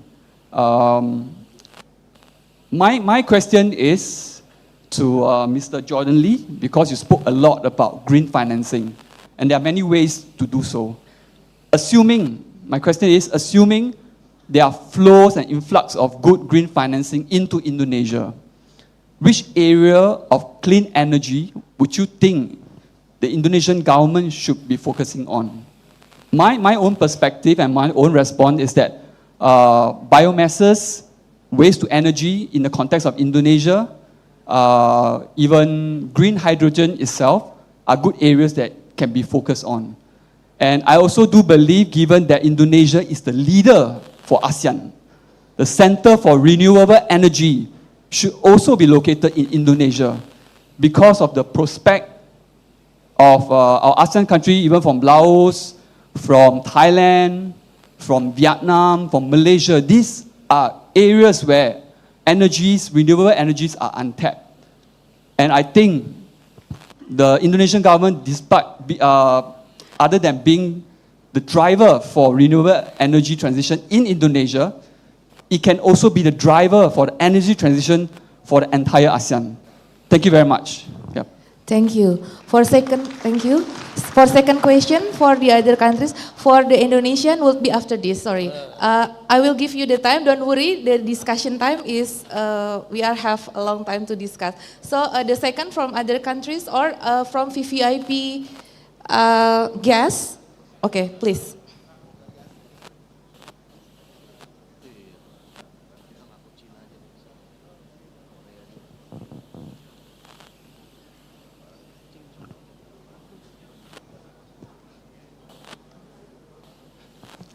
Hello, ladies and gentlemen. My name is Daniel. I am from Ghana, and I am a student from Nusa Putra University, Sukabumi. So I want to ask Mr. Jordan Lee about the session, climate finance challenges in developing countries. Please, in your slide, you listed that lack of clear and robust project information. I would like to ask, how can government and local institutions build better pipelines to attract international investment? And also, how can students of this generation help to achieve the 2030 target? Thank you. Okay, please to answer. Two questions, one from Mr. Lee Singapore and second from Universitas Nusa Pratria from Ghana, please. Perfect. Thank you. Oh my. Thank you both for the questions and for attending from quite far. So actually, I think there is a strong relationship between the two. So if I look at the first question, what let's say low carbon technologies do I think Indonesia should focus on, and then two, how to address some of these climate finance challenges. If I take that first question, I actually think there's a lot of steps that Indonesia both can and is taking to address all low carbon energy technologies. I think there are ways to segment which is more important, which is more impactful, but I actually think there is a lot of action that can be taken that is relevant for all energy and even broader infrastructure technology processes. And that is a lot regarding, let's say, some of the procurement processes, but even also some of the more regulatory steps that Thomas mentioned, things like changes or simplifications in how customers can buy power. I do think some other examples are instructive here. So if we take a look at Vietnam, they have had many policies to encourage renewable energy, including the more recent, this is what's called the Direct Power Purchase Agreement, or DPPA regulation, which allows something somewhat similar to power wheeling. And while I know that there are many legal and very valid legal challenges with power wheeling in Indonesia, I do think, even with that context, Vietnam does still show that this is can be a helpful policy in that regard, even just in making it simpler for big customers, particularly big companies, manufacturing facilities, to buy the low carbon energy that they need. But if you really want me to choose a low carbon tech that I think Indonesia should focus on, again, I think you could pick anyone and they're all great. I will choose to prioritize the areas where, let's say, Indonesia has a unique advantage, and that would be in something like geothermal, just given how geographically constrained geothermal is, and also its relatively unique ability to provide that consistent baseload or dispatchable power. But also because geothermal does have some real challenges. It is expensive, it is risky to explore, which means our opportunities for Indonesia to provide additional support, and also maybe even get some international support as well. In fact, I think while, again, the US has in many ways stepped away from various low carbon technologies, the one where that may not be as true is geothermal. They do have a lot of pretty innovative, ambitious geothermal companies there that I think they'd be willing to give some kind of tech transfer support on that technology. But my main answer is all of the technology. The second one is if you have to pick one, I like geothermal, but you can pick anyone. Regarding improvements in kind of climate finance processes in developing countries, one, I think that the challenge to address this is not just on developing countries. There's a lot of talk of what can Indonesia, Philippines, Vietnam do better. I personally think there's a lot also that the advanced economies, the US, EU, and even the international financial institutions, they can do better to simplify these processes as well. But if we are looking here, even just relatively predictable procurement processes, both in terms of timelines and even just key kind of criteria are always very helpful in how projects are procured. Just because financiers and project developers, they are flexible. In my experience at least, as long as the process stays the same, they will be able to adapt, and if there's an opportunity, they will adapt to the rules there. As long as that stays kind of consistent, or at least if changes are made, there is an explanation, clear reasoning, I think it proves to be more manageable. So I think that consistency is really, really, really key. But please, anything else to add as you, Thomas? I think in essence, I agree. The question really is, why should Indonesia focus on one specific type of renewable energy? It's a very diverse country. Nusa Tenggara Timur is rather dry and sunny, so that calls for solar electricity. We have Kalimantan and Sumatra and even Java still with hydro capacity potential. I talked about the huge biomass potential which is available. So I think what Indonesia on a policy level probably ideally focus on is facilitating that these projects can happen, that the infrastructure is there, and the RUPTL, as I mentioned before, is now heavily loaded on grid infrastructure investment and improvement, so we can all just pray that that plan is also followed through. But that is the infrastructure that investors need to then invest in the most matching technology that can be geothermal, hydro, solar, biomass, or tidal power. There's no reason to focus on one. There is a strong reason to focus on building the infrastructure and regulations to make all of them possible, and then have investors decide which one is the most viable option. Okay, I think it's a very great conclusion, right? I mean that we have a lot of potency, and how about the government role to prepare? You mentioned infrastructure and also regulation, right? It's very important. Mr. Jordan also in presentation said about the policy is very important, right? How we have the good policies to capture all of our opportunities, right? Maybe one important thing to mention, especially in Indonesia, good regulation very often is no regulation. So we see a lot of regulations coming with good intent, but then putting a lot of, government imagination framework into the regulation that's taking a lot of flexibility out of projects. So the regulation ideally should just say it's allowed, and then put only the necessary limits. Thank you for the input. Okay, I will stand. Mohon maaf Bapak Ibu, karena dari tadi duduk terus dan kayaknya kok kita tegang banget ya Bapak Ibu. Saya dari tadi ngerasa kayak tegang banget, very in a cold situation.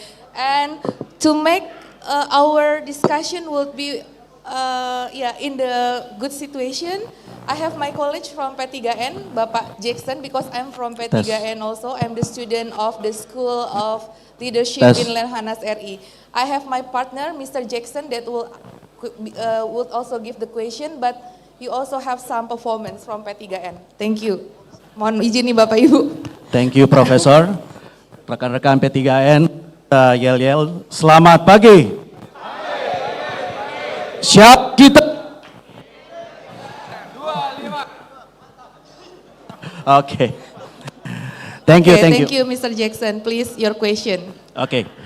Thank you for the both speakers. I am Jackson Kumaat. I'm from 25th P3N, P3N Angkatan 25. Thank you for the both speakers, Mr. Jordan and Mr. Thomas. And my question is goes to Mr. Jordan Lee from the Tony Blair Institute. In your presentation, in your slides, says that leaders and energy leaders repeatedly highlights about the world needs to massively increase clean energy investment in developing countries. And then the other says if we don't have investment in developing countries, forget about the climate. And one of your presentation, your slides, I see that you put Indonesia, South Africa, and Vietnam. And one of the, you said in that presentation, Indonesia need 11 billions about the investment. And you put Vietnam 150% bigger than Indonesia. My question is, in your point of view, or from Tony Blair Institute, how you see Indonesia in the Southeast Asian region, and of course with the Vietnam, why you put Vietnam is 150% bigger than Indonesia? Thank you. Thank you, Mr. Jackson, for a very interesting question. The second question, I would like to please Ibu Lita, that because she has a research about the carbon, because she is from the Ministry of Lingkungan Hidup, yeah, from the Environment Ministry. Please, Ibu Lita, for the question.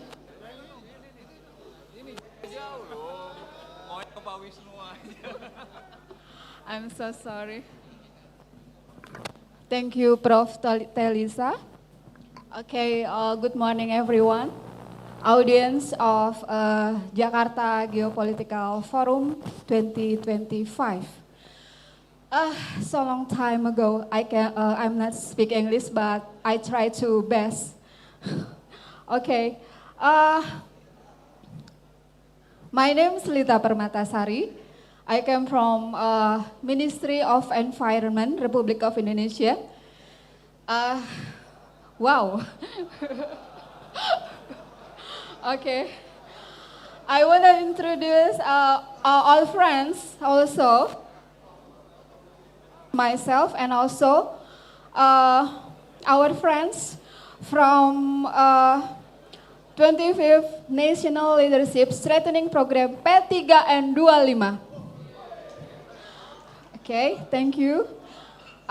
It's really an honor to among such distinguished today. And I also have so many insight from all speakers today. I want to say something that Indonesia have second NDC. The first we have NDC, and now we have the second NDC.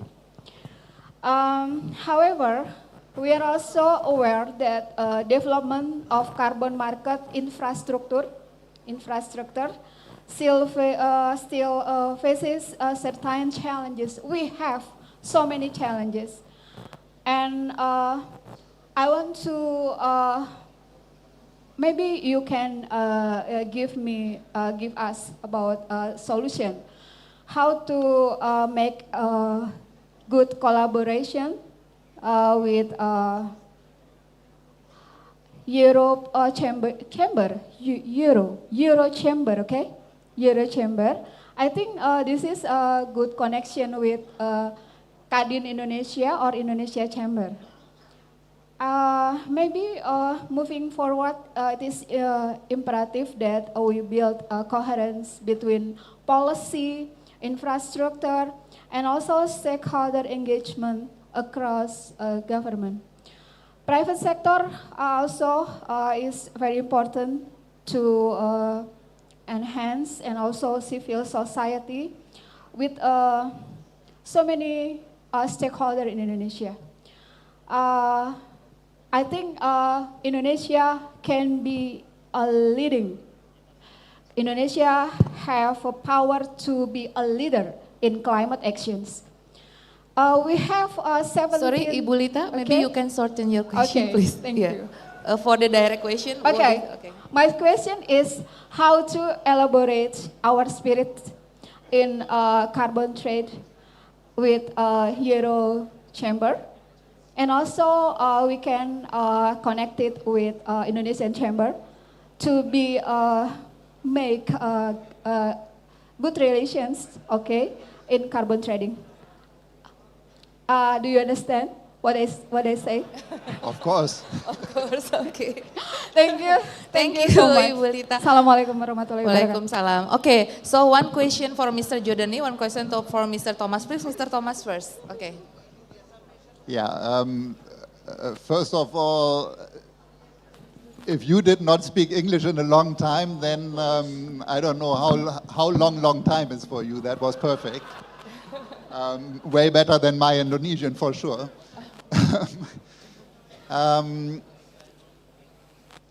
Yes, first of all, of course, we are open to cooperate and meet and see how we can work together. That's the whole reason for Eurochamp to exist, to have these conversations and cooperations.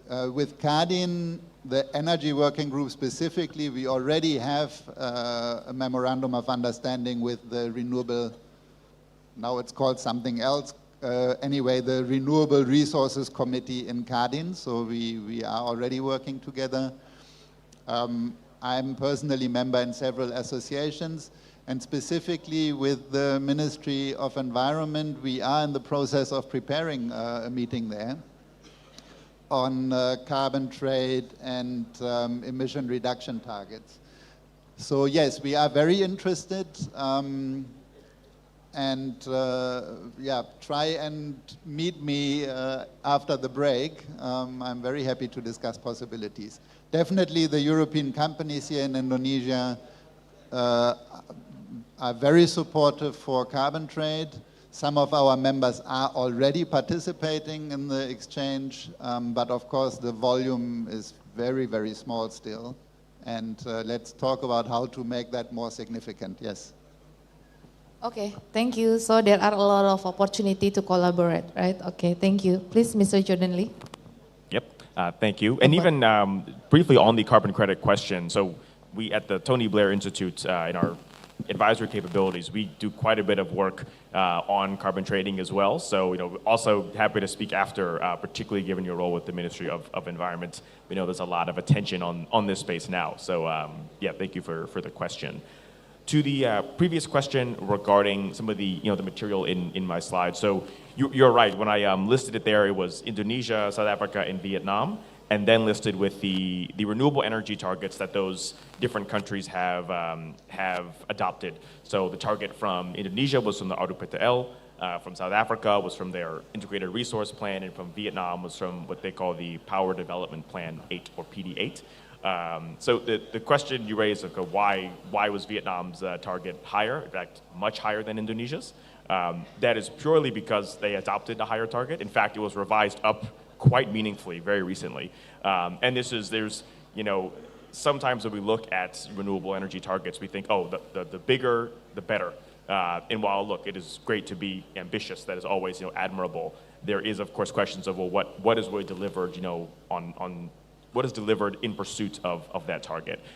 So they are important to have. We should look at those targets to give us, a guidepost of what is to come.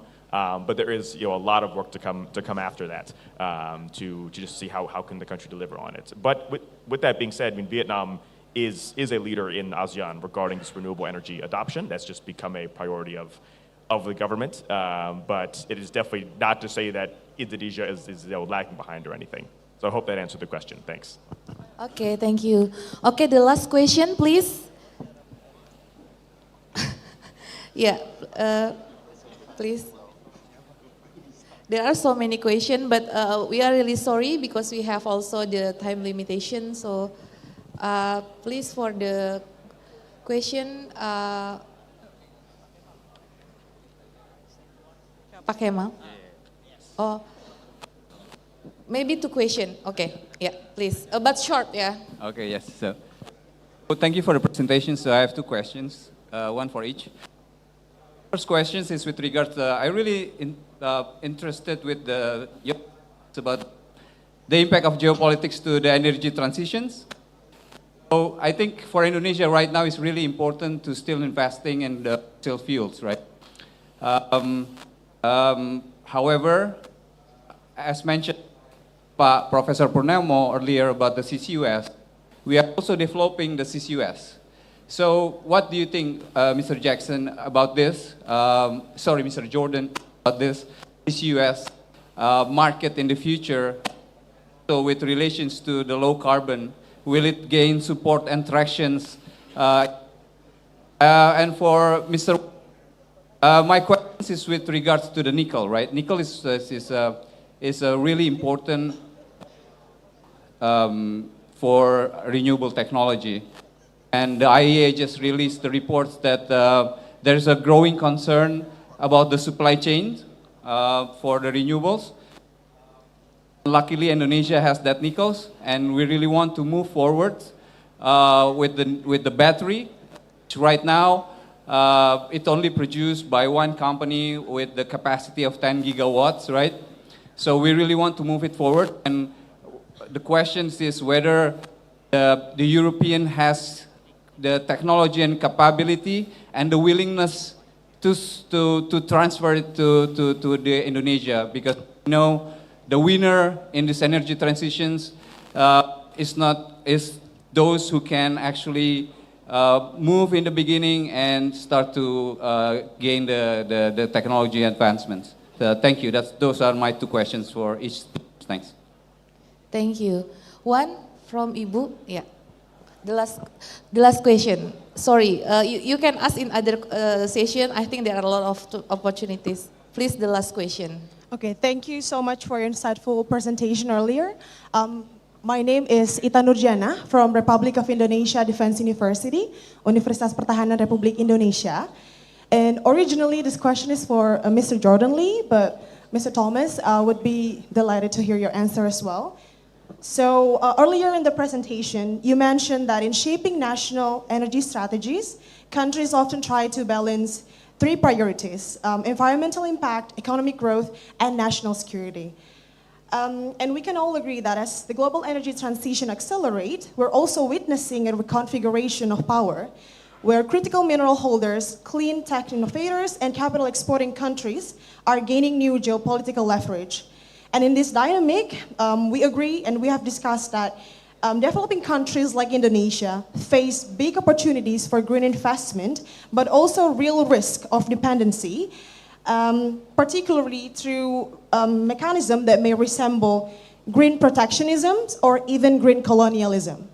So my question is, how can developing countries like Indonesia strategically position themselves within the current global investment and geopolitical landscape, especially amid great power rivalries and shifting energy security priorities, to ensure that foreign investment in sustainable energy genuinely support our national interest rather than creating new forms of dependency or loss of strategic autonomy? Thank you very much. Thank you, Ibu Ita.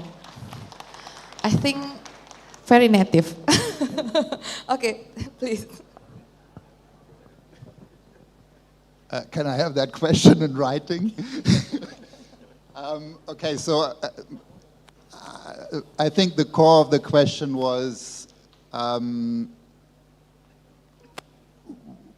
what should Indonesia and similar countries look out for in hosting sustainable investment and still maintain independence in controlling those assets.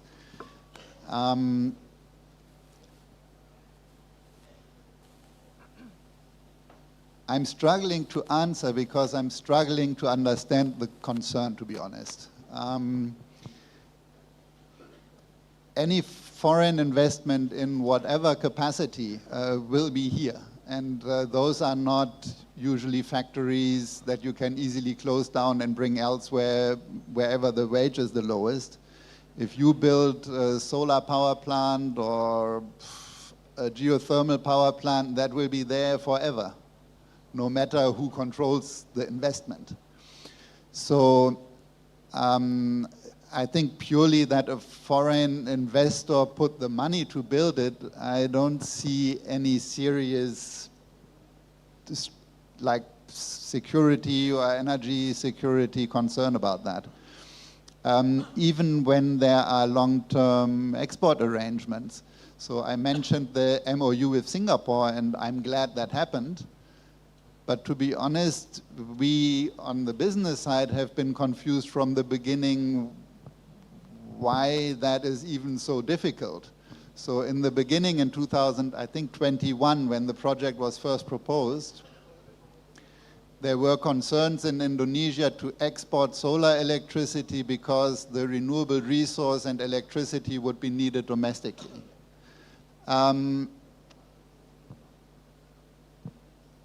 So build 2 solar power plants if you really need and want it. It's not like that there are limited, places to do that in Indonesia right now. So we didn't really understand. We understand the politics behind it, but we didn't really understand that argument. So no, I don't think there is a huge problem regarding energy security or strategic security in Indonesia in hosting foreign investment in this kind of project. Rather to the opposite. So if Japan depends on biomethane or Singapore depends on electricity from Indonesia, then those countries are vulnerable and much less Indonesia. So I think that's a huge strategic opportunity for developing countries and not so much a strategic risk. Okay, great. Thank you, Mr. Thomas. Okay, last, Mr. Jordan Lee, do you have some additional? Well, should I also talk about the carbon capture and storage quickly? I think that was the core of the other question. I will try and keep it shorter. Frankly, we feel that carbon capture and storage is important, something to develop and look at, but it is a bit of a distraction in our opinion. Already now, many renewable electricity sources are cheaper than coal, and with carbon capture and storage, coal will only be 2 or 3 times more expensive than it already is. So yes, it makes sense to develop carbon capture and storage because there will always be some unabatable carbon sources, but it is not the net zero solution for Indonesia in 2060, at least not in my opinion. Okay, thank you. That's great. Please, Mr. Jordan Lee. Great. Thank you again for the questions, and I'll start with the question from the woman from Defense University. Well, first, if you are looking for some kind of thesis topic, that is a very good question and a very big one, frankly. But I will largely, kind of underline the points that Thomas made, that the concern, I think, is sometimes it is important for governments to, of course, contemplate what could the risk, what could the concern be. But I really think, at least to me, the more kind of interesting question is what is the opportunity? Because we oftentimes, and even here, we are talking about the energy transition as an energy thing, or like a resource question. But it really is a broader kind of industrialization and just development, opportunity.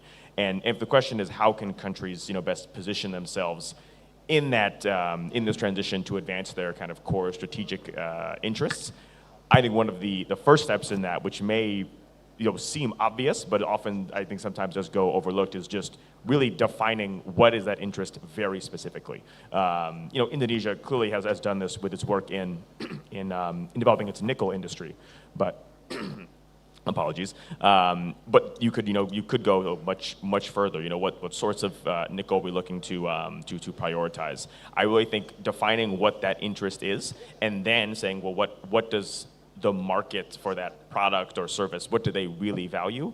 That, I think, is really a key step to unlock this transition as a key, opportunity. Beyond just kind of having the core resources, how can a country leverage it, deploy it, and deliver it in ways that are kind of seen as most valuable? And I think there was also, I believe, a element on nickel in the first question. I think that is a very, very similar. If we look at, I know I've mentioned China previously, but I do think they are kind of instructive to this question of how can countries build these sectors in ways that advance their kind of geopolitical and market influence. China was able to do that in large part because they have captured so much of the refining and processing market. So they've noticed that the market doesn't really need just raw nickel. It really needed this refined product or other materials like that. So by finding out where that key value store is, I think is a key step for countries to leverage these resources and the opportunity to advance their interests as much as possible. So thank you. Thank you. Okay, please give the applause to all the speakers. We are very fruitful, have a very fruitful discussion and also a lot of question. Actually, there are a lot of questions to my WhatsApp. Okay, but maybe we can discuss later, yeah. One from my college, one from UPI. So there are so many questions here. So because maybe this is a very interesting topic, so there are also many questions about that. But I would like to make some, like wrap up, if you don't mind.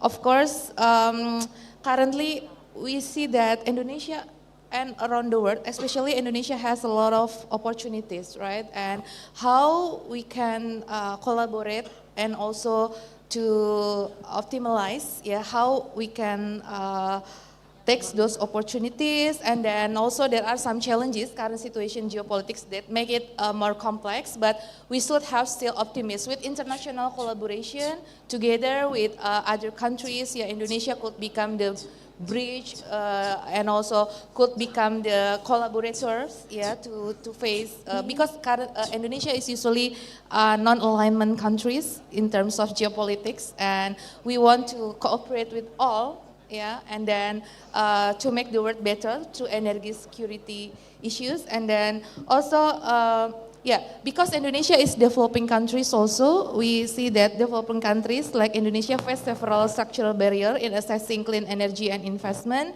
And the current global financing landscape disproportionately favors advanced economies and some countries like China. And also the topic about, we all face is all geopolitical risks, but we hope that through the energy issues, to the climate change issues, we can together to face, because as you know that the climate risk is become one of the bigger risks that we face together. So without a good collaboration, if there are a lot of war, how we can achieve our target for the climate target, for example, NDC targets, because of course we need to decarbonize our to make the decarbonization progress achieved. And then also how about our strategic response to the volatility of geopolitical events? Okay, ladies and gentlemen, I want to close this session through the pantun. Indonesia has unique poems, okay, but in English Yang lain tolong cakepnya ya. Okay. Sip your coffee, read a rhyme. Stay strong and keep your mind alert. With energy secured in time, we won't collapse through energy crisis hurt. Thank you. Yeah, Indonesia is usually a pantun. Okay, thank you very much. And then I would like to close this session. And I'm sorry if there are some limitation in this session. And we are really great for this fruitful discussion. And thank you also to the all esteemed leader here, to the Governor of Lemhannas RI and all the esteemed leader from Lemhannas RI, from the ministries of energy and all ministries from defense ministries also, and also all of the ambassador and all of the representative, to the all of the participants, ladies and gentlemen. Thank you very much, and I give to the MC. Thank you. Thank you. Thank you very much, Professor Talisa, to have led the moderated session, and also to all speakers. We thank you for your insightful insights for all of us, very timely indeed. And we'd like now to invite you all to please stand up, and as a token of appreciation, we have something from Lemhannas as well as from the Vice Governor of Jakarta. And before that, I would like to welcome the Vice Governor of DKI Jakarta, Bapak Rano Kano. Thank you very much for also gracing this event. Speakers and moderator, if you please rise and also take 1 or 2 steps forward. Would like to address a memento as a token of appreciation, and for this, would like to invite the Governor of Lemhannas of the Republic of Indonesia, accompanied by Vice Governor of Jakarta, to also come forward to deliver the token of appreciation to all speakers and moderator for this session.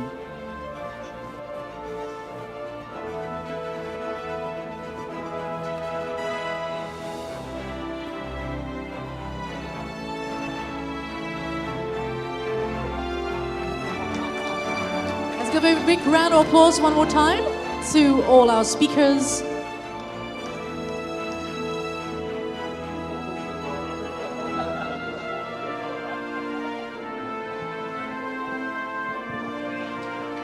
Once again, thank you, Mr. Thomas, for being here.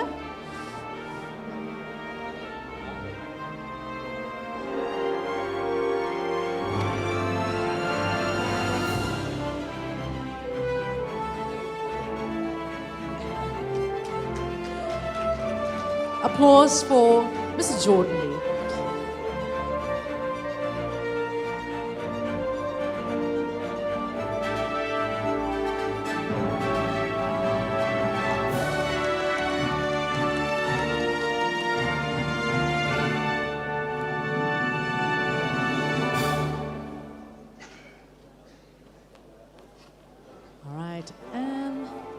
Last but not least, to our moderator of the day.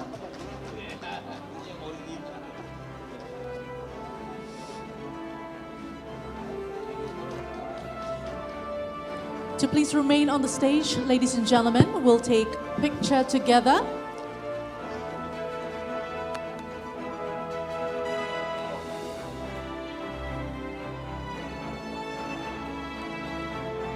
The Governor of Lemhannas, Bapak Aceh, maybe you may take position in the center, Bapak. Boleh Bapak di tengah untuk berfoto? Iya, terima kasih.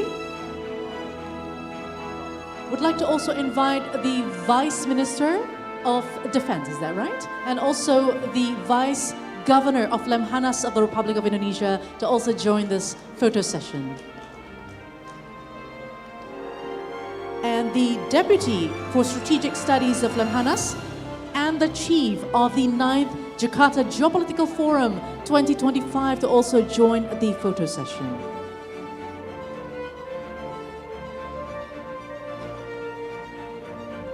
All right, if you're ready, allow me to count down for the photo session. Ladies and gentlemen, in 3, 2,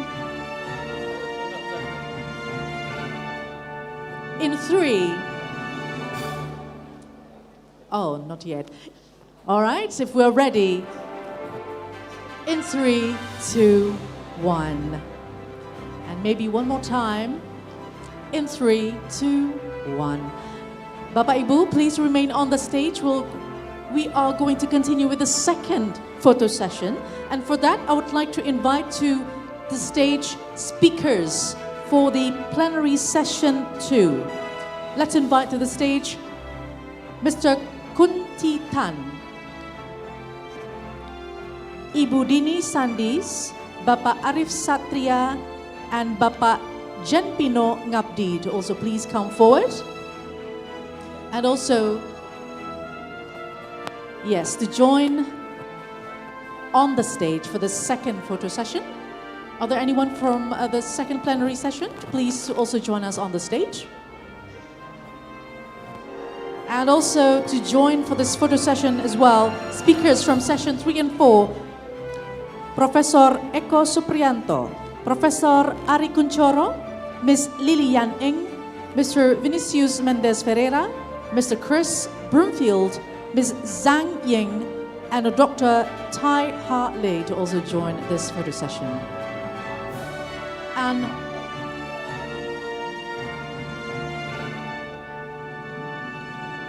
since we have very limited space of the stage, speakers from plenary session 3 and 4, if you please be in this first stair. Yes, that's right, in the first stair. All right. And also to join this photo session, would like to invite ambassadors and representatives of friendly countries. We know that we have ambassadors and representatives from Chile, Malaysia, Ecuador, Sri Lanka, Poland, Arab Republic of Egypt, Republic of Tunisia, the Philippines, the state of Kuwait, Australia, Singapore, Ukraine, Japan, Cambodia, and also the UK. If you're here, please join us for the photo session. You may take the first stairs as well, if you may.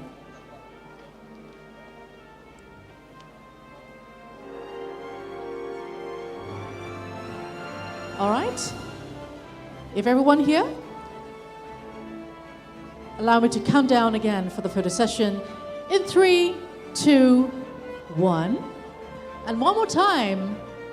3, 2, 1. All right, thank you very much. Thank you, Excellencies. Thank you, all ladies and gentlemen, speakers, moderators, ambassadors, and representatives. You may all return to your seats.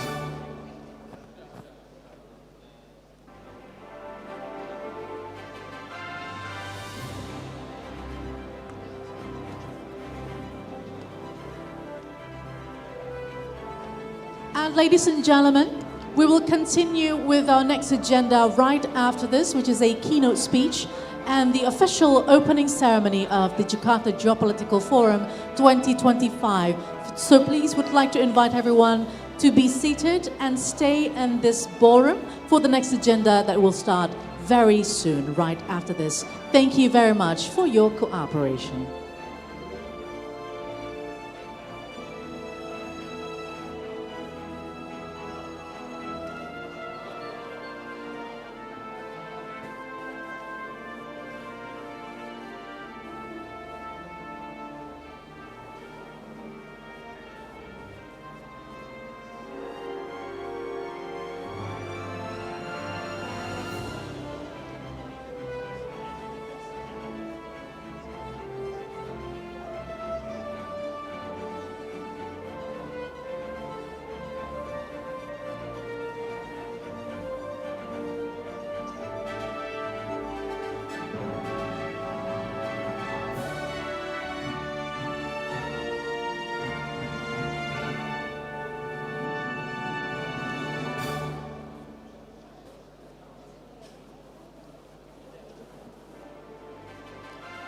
Once again, ladies and gentlemen, would like to invite everyone to please be seated and stay in this Flores ballroom because we'll start with our next agenda very soon. And that next agenda will be a keynote speech that will be continued with the official opening ceremony of the 9th Jakarta Geopolitical Forum 2025. And for this, please remain seated and get ready for the next agenda to be started. Thank you very much for your cooperation.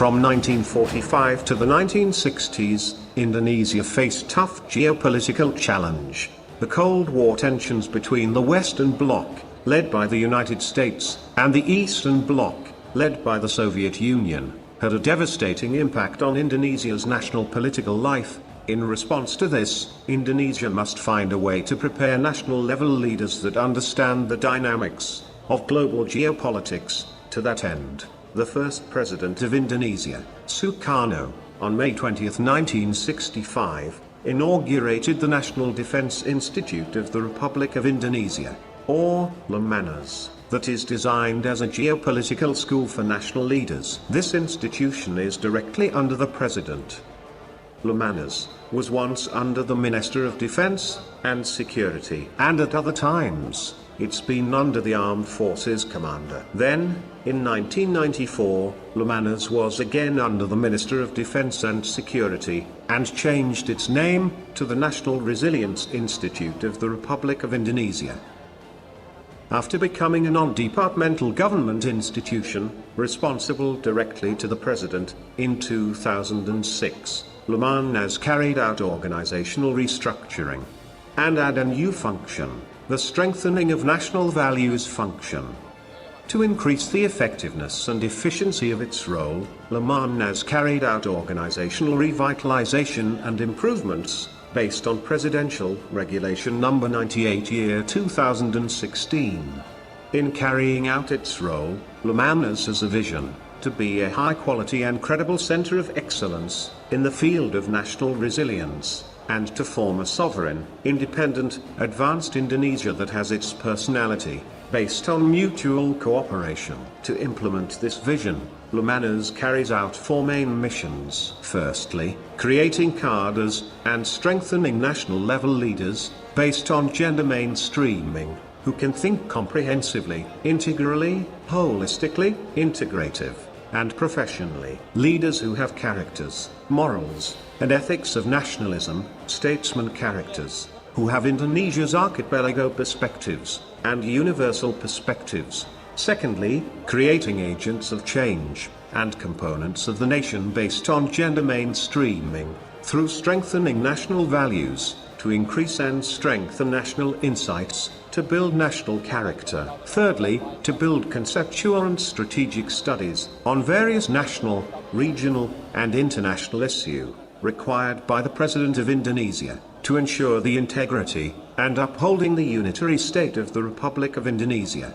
Fourthly, building a national resilience measurement system at the central and regional levels that support the integrative national resilience system. In carrying out its mission, Lemhannas organizes regular education programs, short education programs, and strengthening programs for local government leaders. This program is designed for national-level leaders, selected from senior officers of the Indonesian Armed Forces, National Police, as well as officials from across government ministries. Then, as a strategic studies institute, Lemhannas also conducts studies on various strategic issues at national, regional, and international levels, from ideology, politics, economy, socio-culture, defense and security, geography, natural resources, and demography, supported by the National Resilience Measurement Laboratory. In responding to the dynamics and challenges of national, regional, and global geopolitics, Lemhannas currently focuses on conducting studies on 5 strategic issues: consolidation of democracy, green economy, blue economy, digital transformation, the resilience of the new capital city of Nusantara. Furthermore, in carrying out the strengthening of national values function, Lemhannas held several activities, such as fostering and implementation of strengthening national values for various groups and components of the nation, training of trainers for educators, teachers, and coaches from various levels of education, nationality dialogue, harmonization, and strengthening of national values for speakers of provincial parliaments throughout Indonesia, to strengthen cooperation and exchange of information. Lemhannas frequently receives guests from domestic institutions and other countries, military or non-military officials. Besides that, Lemhannas education programs participants. Ladies and gentlemen, would like to invite everyone to please be back at the Flores Ballroom as we'll start our agenda in a few minutes. Once again, would like to invite everyone to please be seated at the Flores Ballroom. We'll start our agenda very soon. Thank you very much. Bapak Ibu yang kami hormati, kami mengundang Bapak Ibu sekalian untuk bisa menempati kembali tempat duduk yang telah disediakan di dalam Flores Ballroom. Sekali lagi, apabila Bapak Ibu masih berada di luar area ballroom, kami undang untuk kembali ke dalam dan menempati tempat duduk karena kita akan segera mulai dengan agenda berikutnya. Terima kasih untuk kerjasamanya.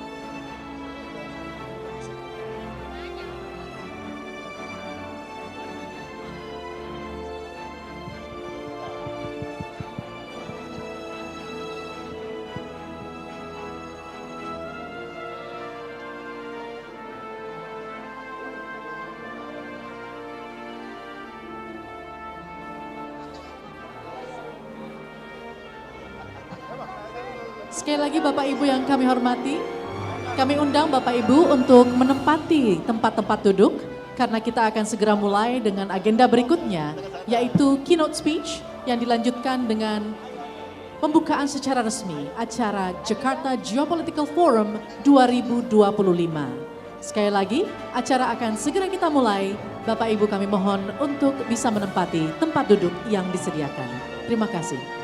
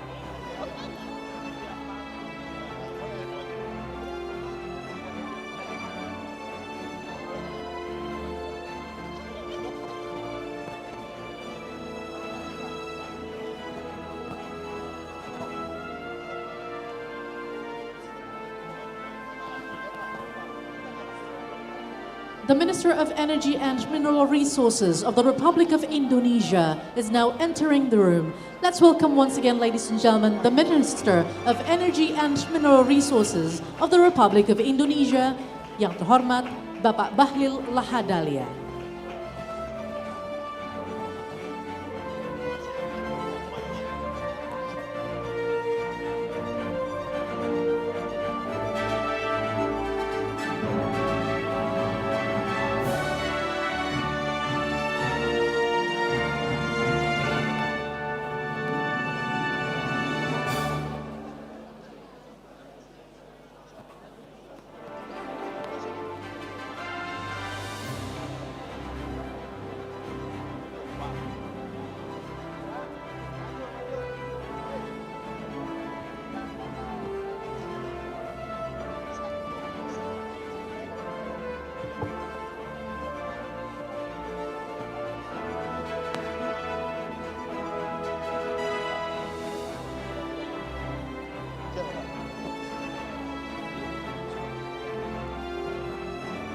Once again, ladies and gentlemen, we invite everyone to please be back at the Forest Ballroom and please be seated. Our agenda will start very soon. Thank you.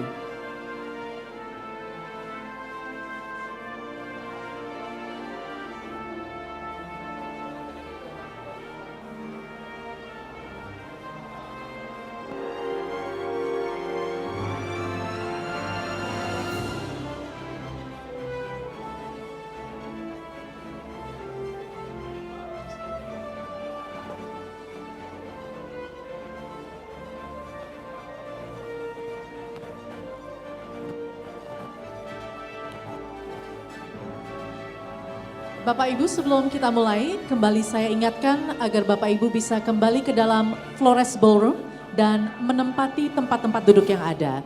Kita akan mulai acara saat ini. Terima kasih.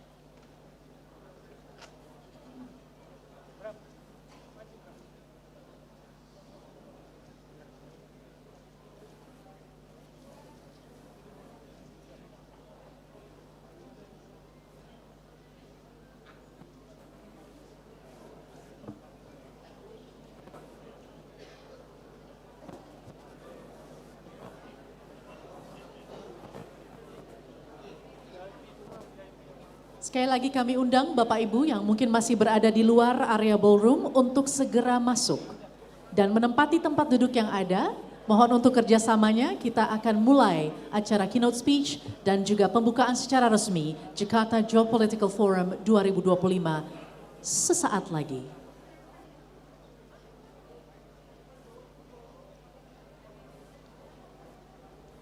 Assalamualaikum warahmatullahi wabarakatuh. Salam sejahtera bagi kita semua. Shalom, Om Swastiastu, Namo Buddhaya, Salam Kebajikan, and good morning everyone. It is a great honor to welcome you to the opening ceremony of the Jakarta Geopolitical Forum 2025 with the theme Geoeconomic Fragmentation and Energy Security. Menghadapi perubahan besar, ketegangan antar negara, disrupsi rantai pasok, krisis energi, dan peran dagang membentuk era baru yang penuh tantangan dan ketidakpastian. Saya, Presiden Republik Indonesia, resmikan proyek strategis ketenaga listrikan di 18 provinsi. Menanggapi dinamika ini, Lembaga Ketahanan Nasional Republik Indonesia bekerja sama dengan Kementerian ESDM dan Pemerintah Provinsi DKI Jakarta mempersembahkan Jakarta Geopolitical Forum ke-9 dengan tema Fragmentasi Geoekonomi dan Ketahanan Energi. Mempertemukan akademisi, praktisi, dan pengambil kebijakan dari berbagai negara, forum ini akan menjadi ruang dialog bagi masalah global aktual. Selamat mengikuti Jakarta Geopolitical Forum ke-9 tahun 2025.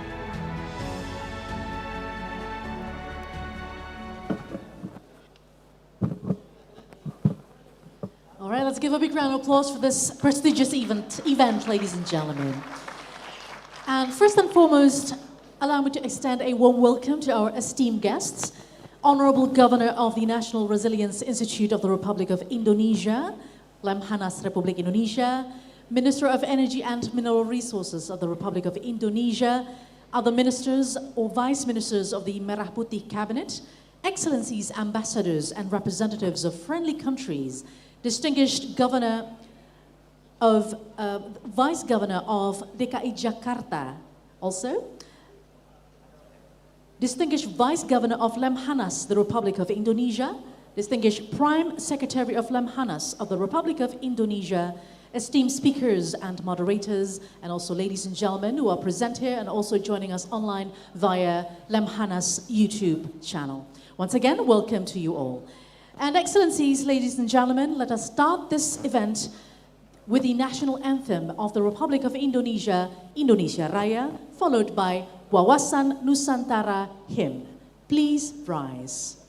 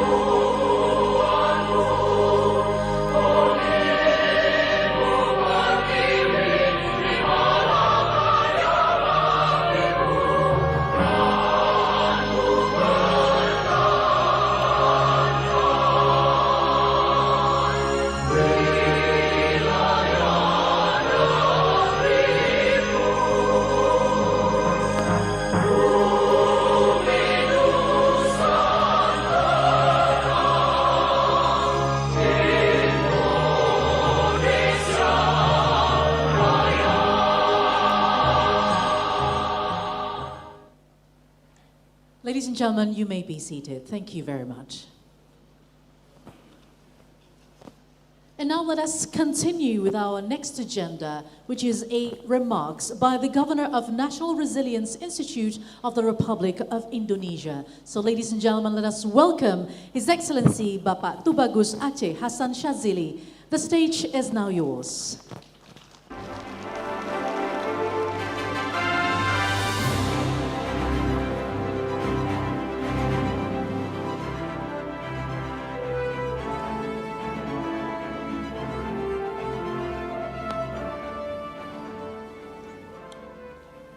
Assalamualaikum warahmatullahi wabarakatuh. Selamat pagi, salam sejahtera untuk kita semua. Shalom, negara-negara sahabat. Yang kami hormati pimpinan lembaga negara yang hadir dan para wakil pimpinan lembaga negara.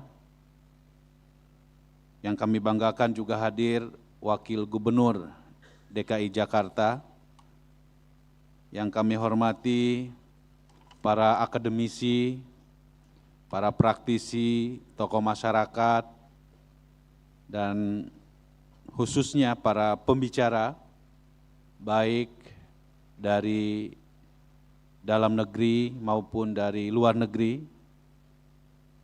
Yang saya hormati Wakil Gubernur Lemhannas Republik Indonesia, yang kami hormati Sekretaris Utama Lemhannas Republik Indonesia, para deputi, para tenaga pengajar, para tenaga pengkaji, serta Bapak Ibu sekalian hadirin yang kami hormati. Pertama-tama marilah kita memanjatkan puji syukur kehadirat Tuhan Yang Maha Kuasa, karena atas limpahannya kita sama-sama dapat menghadiri acara yang strategis ini, yaitu Jakarta Geopolitical Forum yang ke-9 tahun 2025. Bapak Menteri ESDM dan hadirin yang kami hormati, sebagai institusi yang diberikan mandat strategis di bidang ketahanan nasional dan menjadi School of Geopolitics, Lembaga Ketahanan Nasional Republik Indonesia kembali menyelenggarakan Forum Dialog Geopolitik Internasional dengan tema Fragmentasi, Geoeconomy, dan Ketahanan Energi. Sebagaimana arahan Bapak Presiden Republik Indonesia, Bapak Prabowo Subianto, beliau selalu menekankan pentingnya kemandirian strategis dalam kebijakan energi nasional dan ketahanan geoekonomi. Sebuah tema yang lahir bukan dari ruang hampa.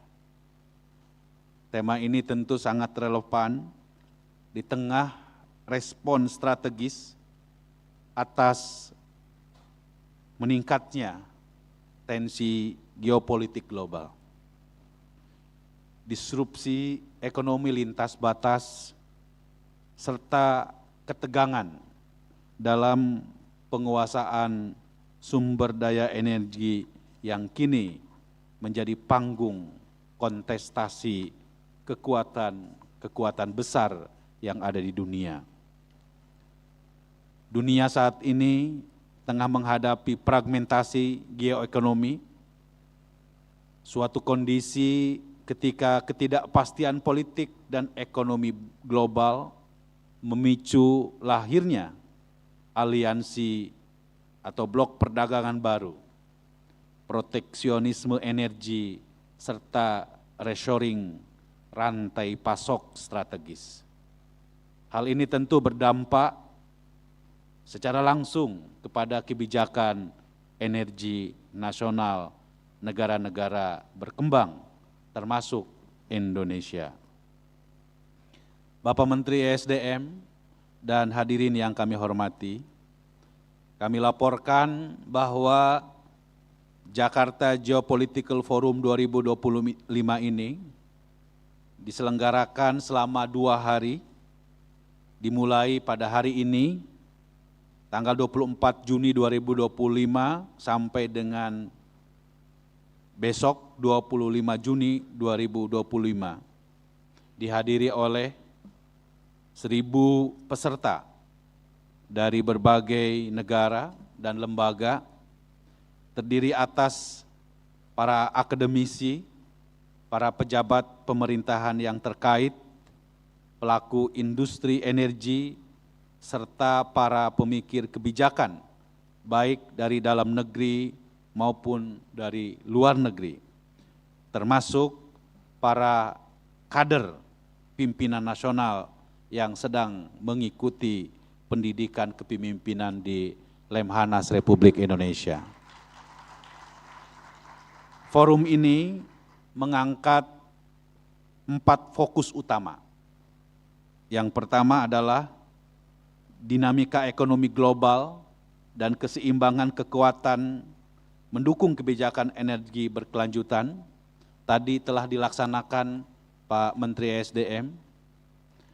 Kemudian nanti pada sesi yang kedua kita akan mengangkat tema tentang hilirisasi, industrialisasi, dan ketahanan energi dalam respon perubahan geopolitik kontemporer dunia. Yang sesi yang ketiga yang akan dilaksanakan pada esok hari, yaitu peran energi terbarukan dalam pergeseran geopolitik dan geoekonomi global. Yang keempat, strategi adaptasi kota global mendukung ketahanan energi dan ekonomi. Keempat topik tersebut dibahas melalui proses dialog panel lintas sektoral dan disiplin keilmuan guna menghasilkan rumusan kebijakan energi yang berdaya saing, berkelanjutan, dan adaptif terhadap dinamika global. Jakarta Geopolitical Forum ini juga merupakan forum ilmiah yang mempertemukan para peneliti dan akademisi dari berbagai negara untuk menghasilkan penelitiannya tentang geoekonomi dan ketahanan energi. Saat ini telah terkumpul sejumlah 165 articles dari 8 negara yang terdiri atas Rusia, Belgia, Nigeria, Malaysia, Slovakia, India, Korea, dan Hungaria. Seluruh call paper ini yang diikuti oleh peserta dari berbagai negara akan dijadikan sebagai sumbangsih pemikiran dan gagasan berupa proceeding ilmiah yang terakreditasi secara internasional. Hadirin yang kami hormati, kita tahu bahwa kita dianugerahi oleh Tuhan, Allah Subhanahu wa Ta'ala, potensi kekayaan alam yang luar biasa, terutama mineral strategis. Dari mulai nikel, boksit, tembaga, hingga potensi energi terbarukan seperti panas bumi, air, dan surya. Kebijakan hilirisasi yang telah Presiden Republik Indonesia Bapak Prabowo Subianto tetapkan di dalam Asta Cita merupakan contoh nyata bagaimana Indonesia dapat mengubah struktur ekonomi ekstraktif menjadi ekonomi yang bernilai tambah. Pelarangan ekspor nikel mentah misalnya telah mendorong investasi dalam industri baterai dan kendaraan listrik yang kini menjadi bagian dari peta persaingan global. Langkah ini bukan hanya sekedar strategi ekonomi, melainkan sebuah pernyataan geopolitik bahwa Indonesia harus berdiri tegak dan berdaulat atas sumber daya strategis yang dimilikinya. Bapak Menteri ESDM yang kami hormati, forum ini tentu kita harapkan akan menjadi laboratorium gagasan, tempat bertemunya pemikiran kritis, bukti empiris, dan visi strategis untuk memperkuat ketahanan energi di tengah dunia yang penuh dengan ketidakpastian ini.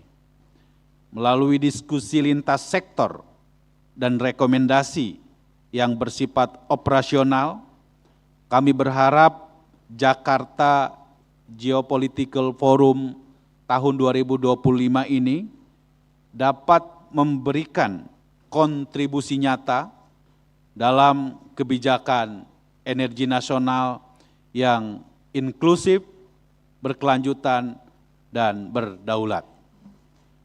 Kami, Lembaga Ketahanan Nasional Republik Indonesia, mengucapkan terima kasih sebesar-besarnya kepada Kementerian ESDM yang dipimpin oleh Bapak Dr. Bahlil Lahadalia, dan juga kepada pemerintah Provinsi DKI Jakarta, dan saya sengaja khusus mengundang Bapak Rano Karno,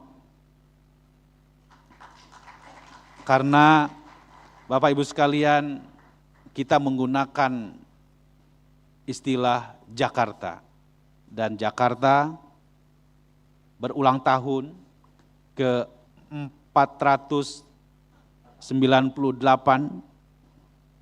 tahun menuju 5 abad, dan Jakarta berkomitmen terus untuk menjadi kota global dan ditunjukkan dengan berbagai upaya mendorong energi terbarukan di dalam wilayah publiknya.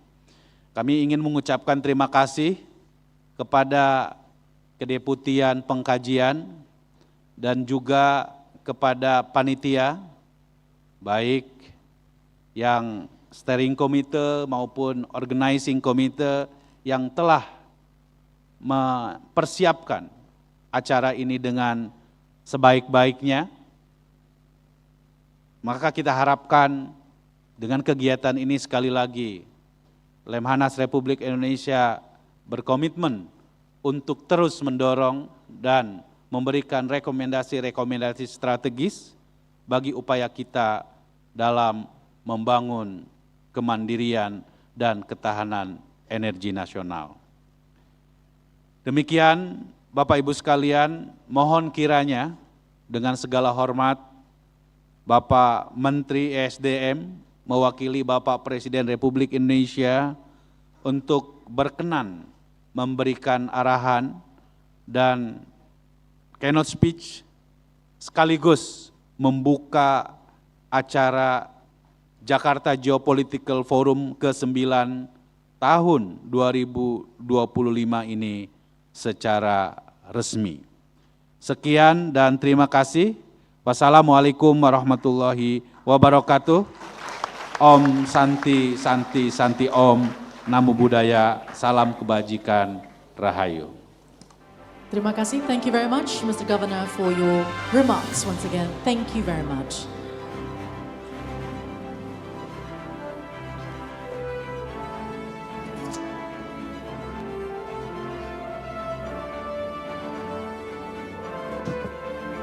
And now, Excellencies, distinguished guests, ladies and gentlemen, we step into our next agenda, which is the keynote speech by the Minister of Energy and Mineral Resources of the Republic of Indonesia, to be followed by the official opening ceremony of the Jakarta Geopolitical Forum 2025. Untuk itu kami persilahkan kepada Bapak Menteri, Bapak Bahlil Lahadalia, untuk memberikan keynote speech-nya. Once again, would like to invite the Minister of Energy and Mineral Resources of the Republic of Indonesia to the stage.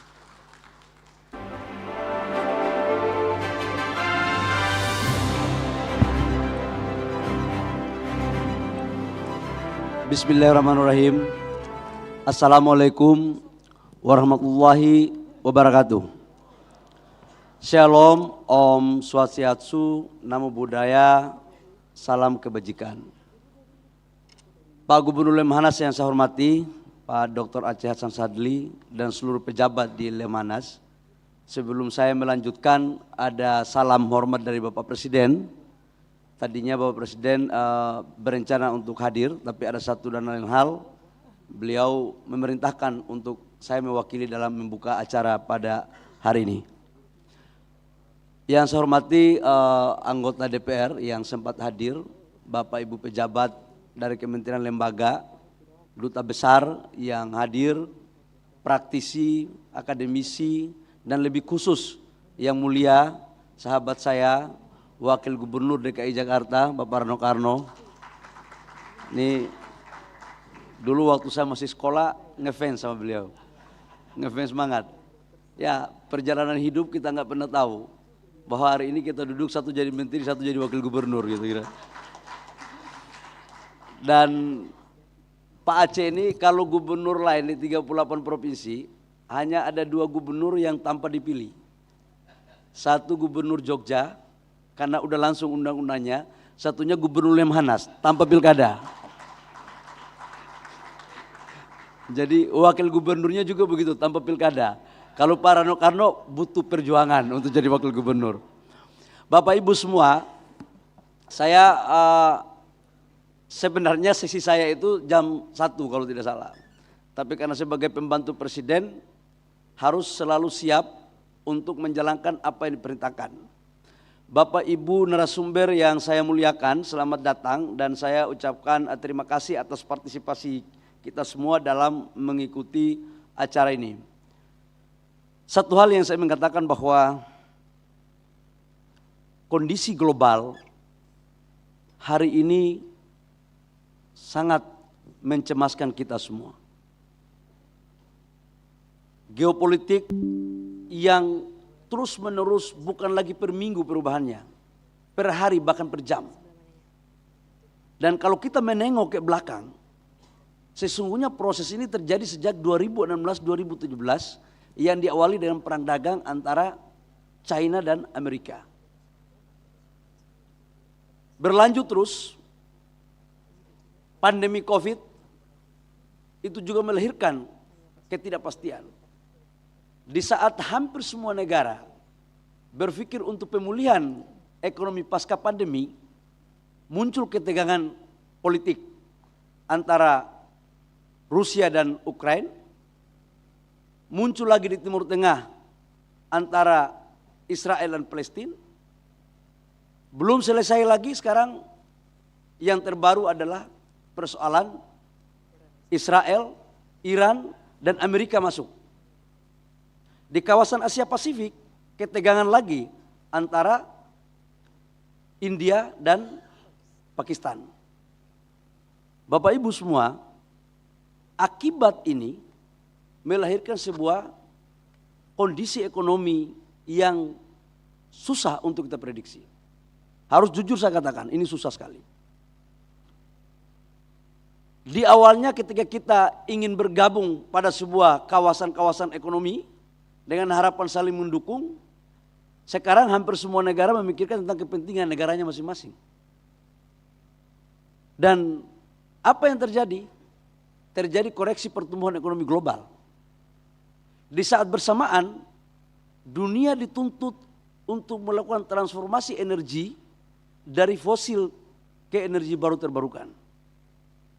Inilah kemudian Bapak Ibu semua dampak dari ketidakpastian ini. Sekarang bagaimana tentang Indonesia?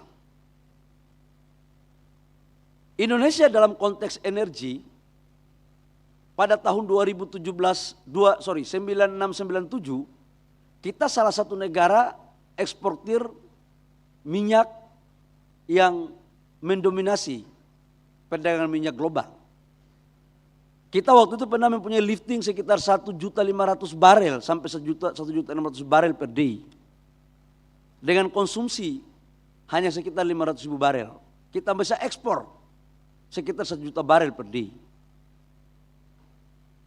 Krisis ekonomi 97-98 terjadi perubahan regulasi dan lifting kita mulai menurun terus.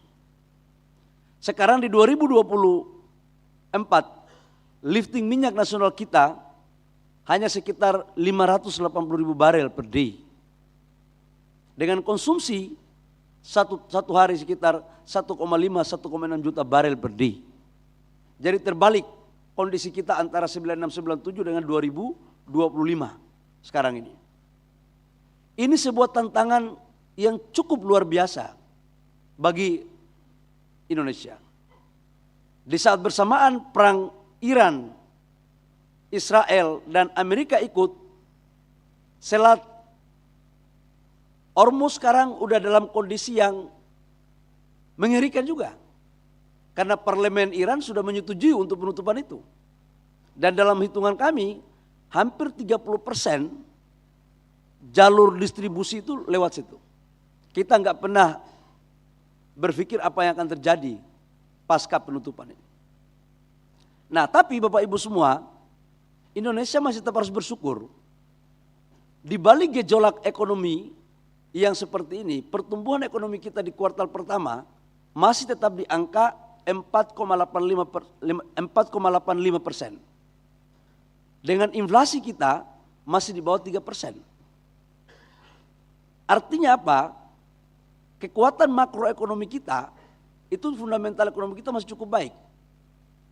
Dan kontribusi pertumbuhan ekonomi kita dari 4,85 itu konsumsi sekitar 53%, kemudian investasi kurang lebih sekitar 29-30%, selebihnya itulah spending pemerintah dan ekspor impor. Artinya 53% minimal pertumbuhan ekonomi itu didominasi oleh spending di dalam negeri, dalam hal ini konsumsi. Jadi kita masih agak lebih baik lah dibandingkan dengan negara-negara lain di G20. Dalam konteks ketahanan energi, apa yang harus dilakukan ke depan? Bapak Ibu semua, kita tahu bahwa Indonesia, negara kita, itu sumur kita itu kurang lebih sekitar 39.000 sampai dengan 40.000 sumur. Potensi kita. Ketika geopolitik yang tidak menentu, maka tidak ada cara lain. Yang harus kita lakukan adalah kita mengukur keunggulan komparatif kita. Kita ngecek. Sumur kita dari total 39.000 sekian, yang baru berfungsi itu kurang lebih sekitar 16.000 sampai 17.000. Selebihnya masih banyak.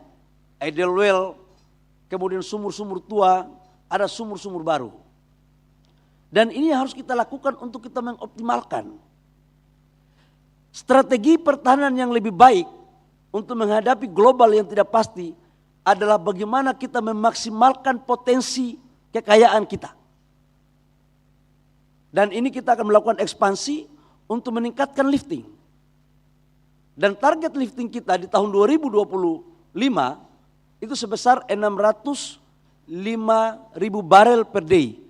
Dan insya Allah realisasinya nanti di 31 Desember target APBN ini akan kita wujudkan. Dan ini banyak sekarang kita lagi melakukan kerjasama dengan berbagai negara dan perusahaan-perusahaan dari luar negeri yang mempunyai teknologi. Kemarin saya baru pulang dari Rusia mendampingi Bapak Presiden. Kemudian kita juga melakukan kerjasama dengan Amerika, kemudian dengan China. Kita melakukan kerjasama karena memang politik kita bebas aktif. Kita tidak berpihak kepada satu negara manapun. Negara mana yang menguntungkan untuk kita dan sama-sama untung, ayo. Kita tidak dalam posisi untuk ke A atau ke B. Dan ini juga terjadi pada persoalan bagaimana kita melakukan proses-proses kerjasama dalam rangka meningkatkan ketahanan energi kita. Begitupun menyangkut dengan LPG.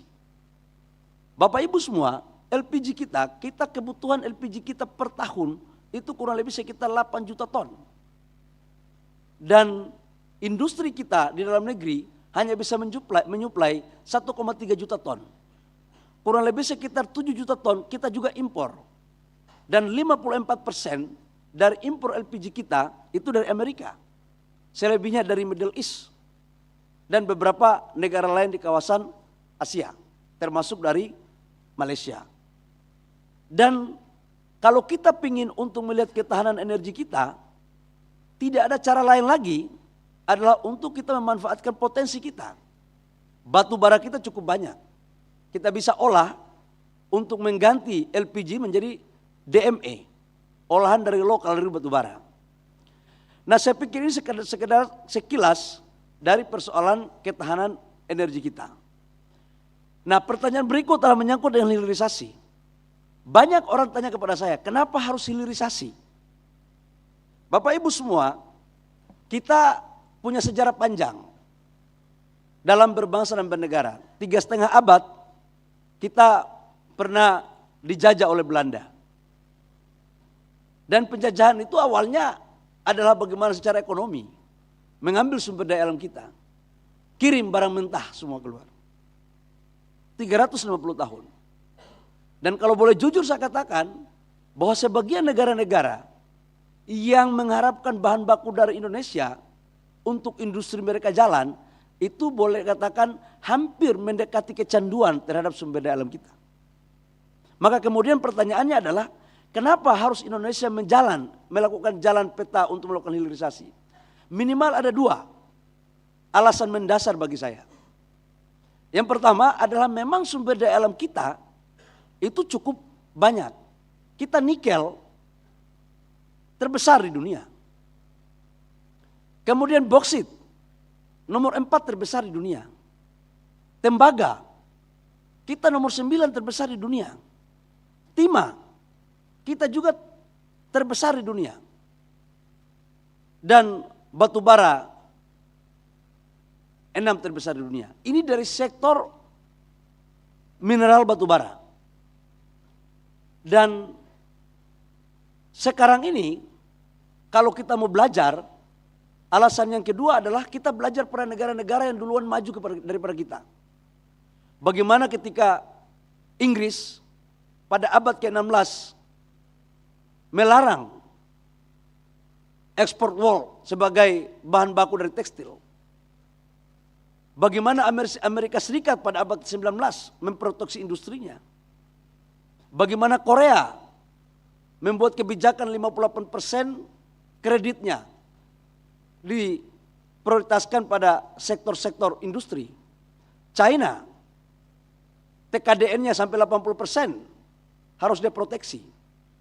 Nah, berangkat dari sana Bapak Ibu semua, saya tidak ingin Indonesia yang kaya menjadi negara kutukan sumber daya alam. Saya tidak ingin itu. Bahkan sebelum saya di SDM, saya menjadi Menteri Investasi. Kita mencoba untuk membangun ilustrasi. Jalan seperti apa yang ideal untuk kita melakukan hilirisasi. Waktu itu pertentangannya luar biasa sekali. Karena harus saya jujur mengatakan bahwa optimalisasi gerakan hilirisasi dilakukan baru pada periode 2015 ke sini. Sebelumnya juga sudah dilakukan.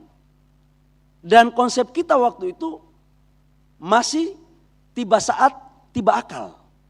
Belum by design. Karena pertentangannya banyak. Ada yang pingin kita ekspor raw material aja. Ada yang pingin kita menciptakan nilai tambah. Perdebatannya waktu itu panjang sekali Bapak Ibu semua.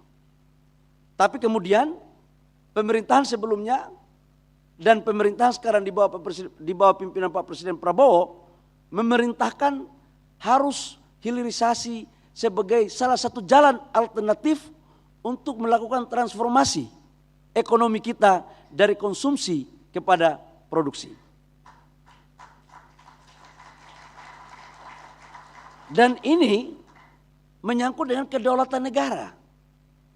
Ini menyangkut dengan kedaulatan negara. Maka apa yang harus kita lakukan Bapak Ibu semua?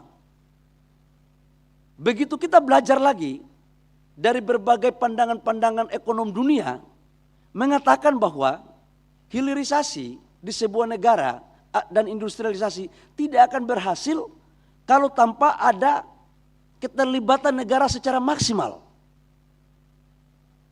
Dalam berbagai pandangan akademik itu juga terjadi diskusi. Dan kemudian pemerintah Indonesia merumuskan peta jalan untuk melakukan hilirisasi pada semua sektor komoditas. Jadi Bapak Ibu semua, dari pengalaman-pengalaman yang ada, dan saya juga banyak diskusi dengan beberapa menteri-menteri di sektor ekonomi di beberapa negara maju, tidak ada negara yang berhasil industrinya tanpa ada keterlibatan negara. Nggak ada. Contoh katakanlah China. China menyangkut hilirisasi dan industrinya itu di bawah PM langsung. Korea itu ditangani langsung oleh semacam satu kementerian yang di sini kayak seperti Bappenas. Begitupun negara-negara lain. Nah, kemudian kita rumuskan, maka kita lakukan pemetaan. Karena Indonesia adalah negara kaya, tapi kekayaan kita kirim raw material aja, maka sebelum kita melakukan sebuah planning jangka panjang, kita memetakan. Ini adalah 28 komoditas strategis yang bisa kita melakukan hilirisasi. Dengan total investasi kurang lebih sekitar 800 miliar lebih. Nah, ini sampai dengan 2040 Bapak Ibu semua. Nah, hilirisasi ini tidak hanya dimaknai hanya pada sektor mineral batu bara atau oil and gas, tapi juga meliputi pada sektor-sektor perikanan, kehutanan, pertanian dan perkebunan.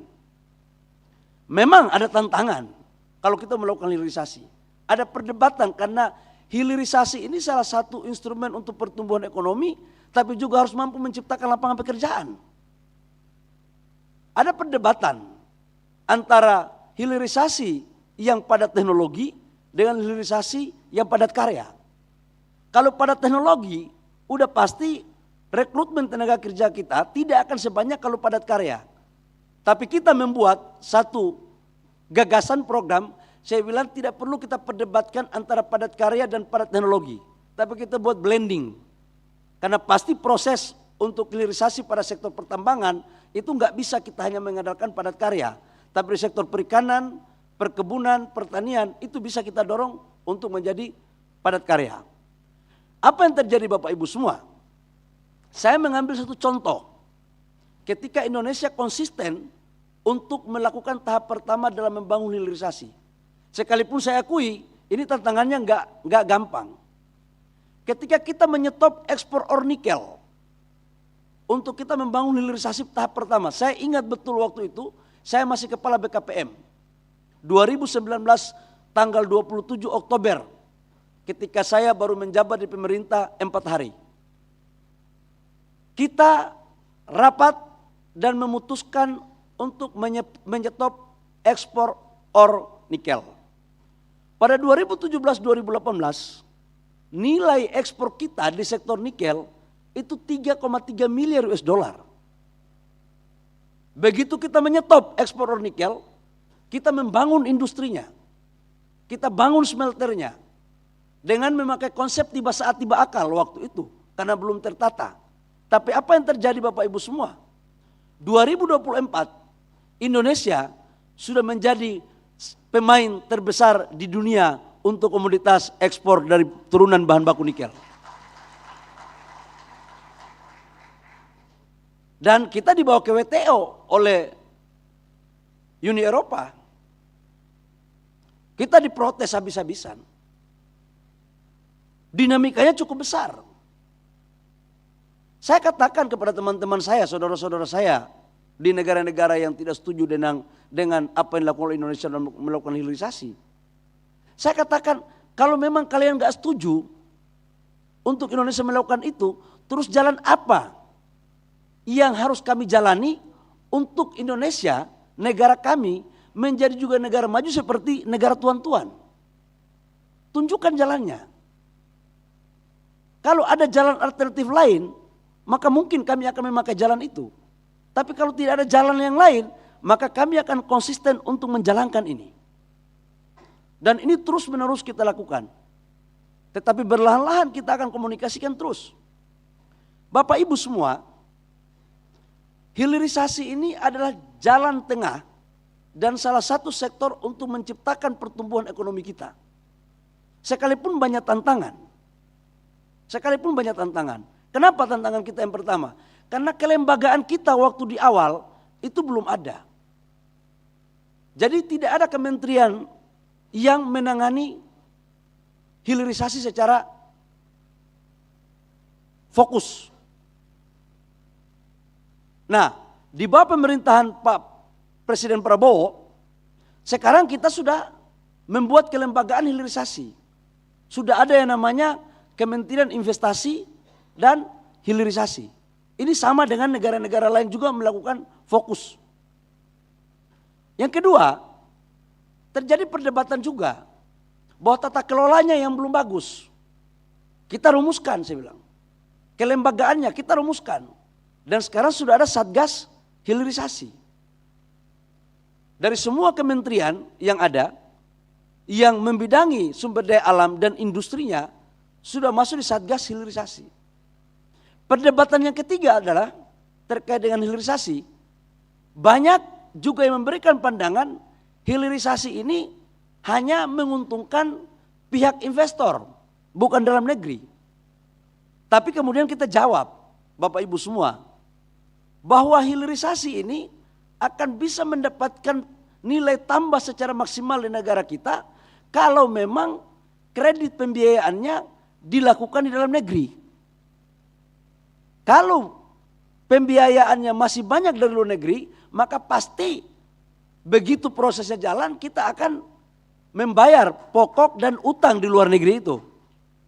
Dan itulah sekarang Pak Presiden memerintahkan untuk membangun dana antara sebagai pembiayaan hilirisasi nasional kita. Jadi ini jawabannya. Nah, pada konteks yang lain, menyangkut dengan hilirisasi, tidak hanya pada sektor nikel.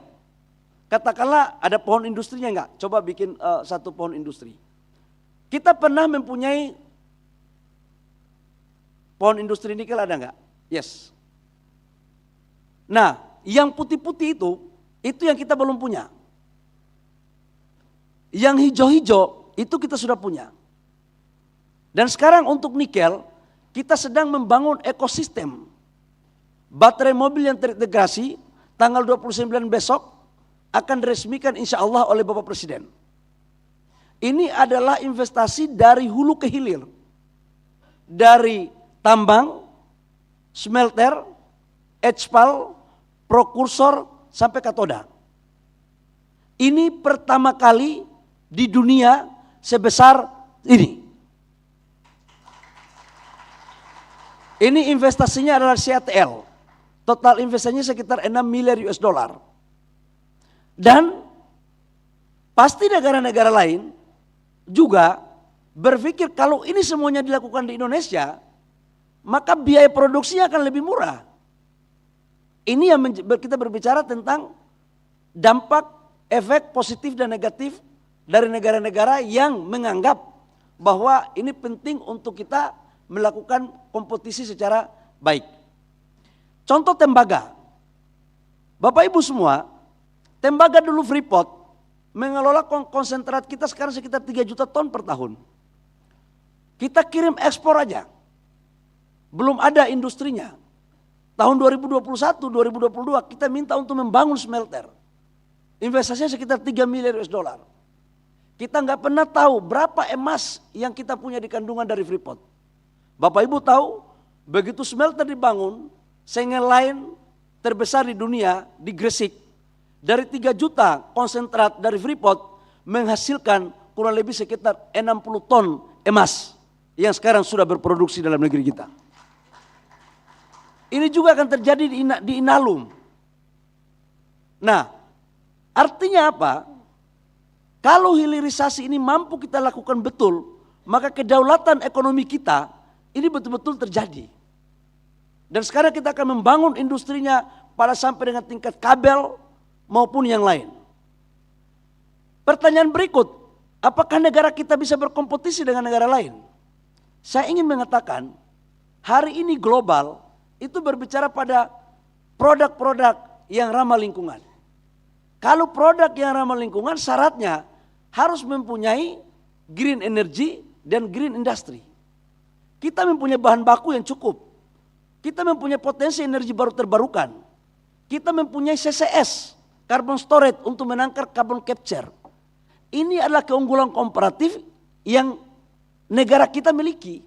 Yang belum tentu negara lain punya itu. Tapi kita juga sadar bahwa tidak akan mungkin kita bisa survive kalau cuma sendiri. Pasti kolaborasi.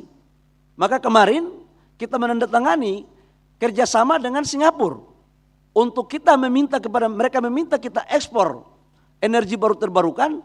Tapi saya minta sama mereka, juga kalian harus membangun kawasan industri dan investasi dalam rangka membangun hilirisasi di Kepri, Karimun, Bintang dan Kepri, KKB. Dan sekarang kita sudah mulai jalan dengan investasi di atas 10 miliar US dollar. Ini kemarin saya baru pulang dari Singapura. Cara-cara seperti ini yang harus kita lakukan.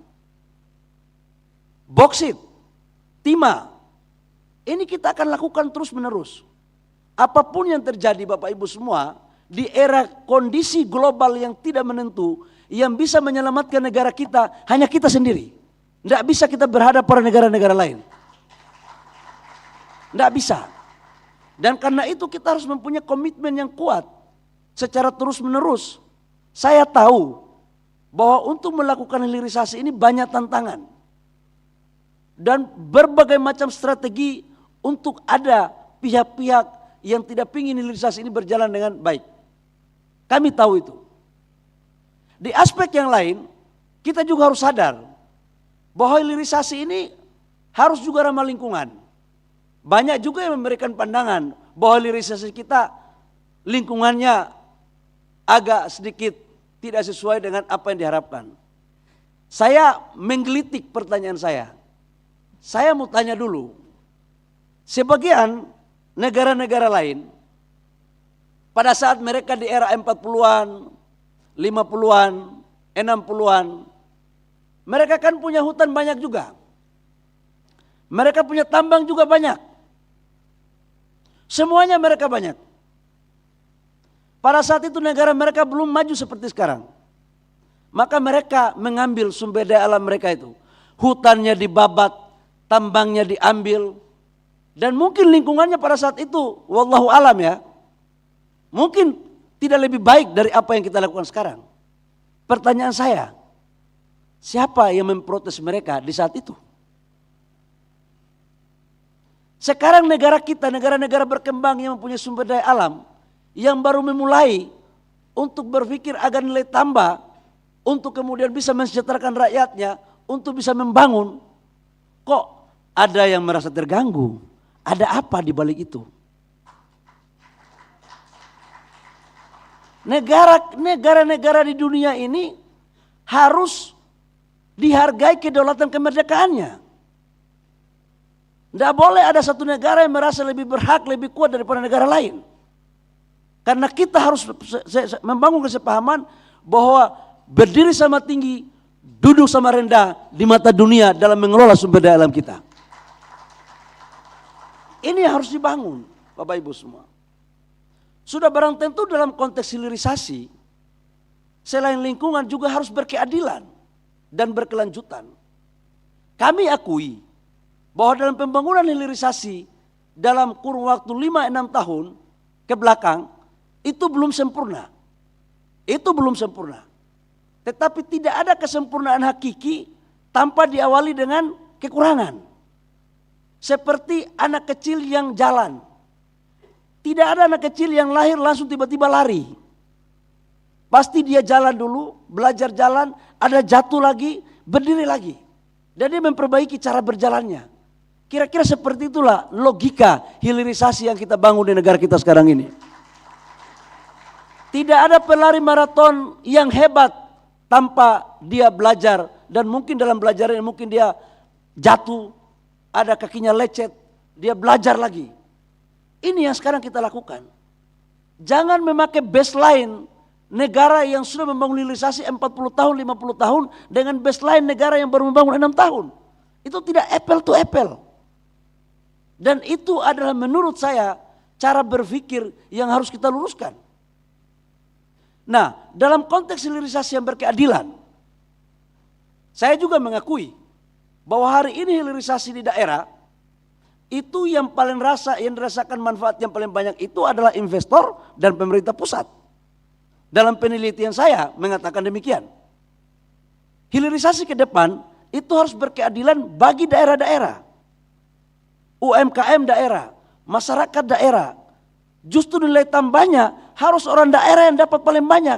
Dan mereka harus menjadi tuan di negeri sendiri. Tidak boleh kue ekonomi itu dibawa semua ke Jakarta atau dibawa ke investor. Inilah sebagai implementasi daripada sila kelima dari Pancasila.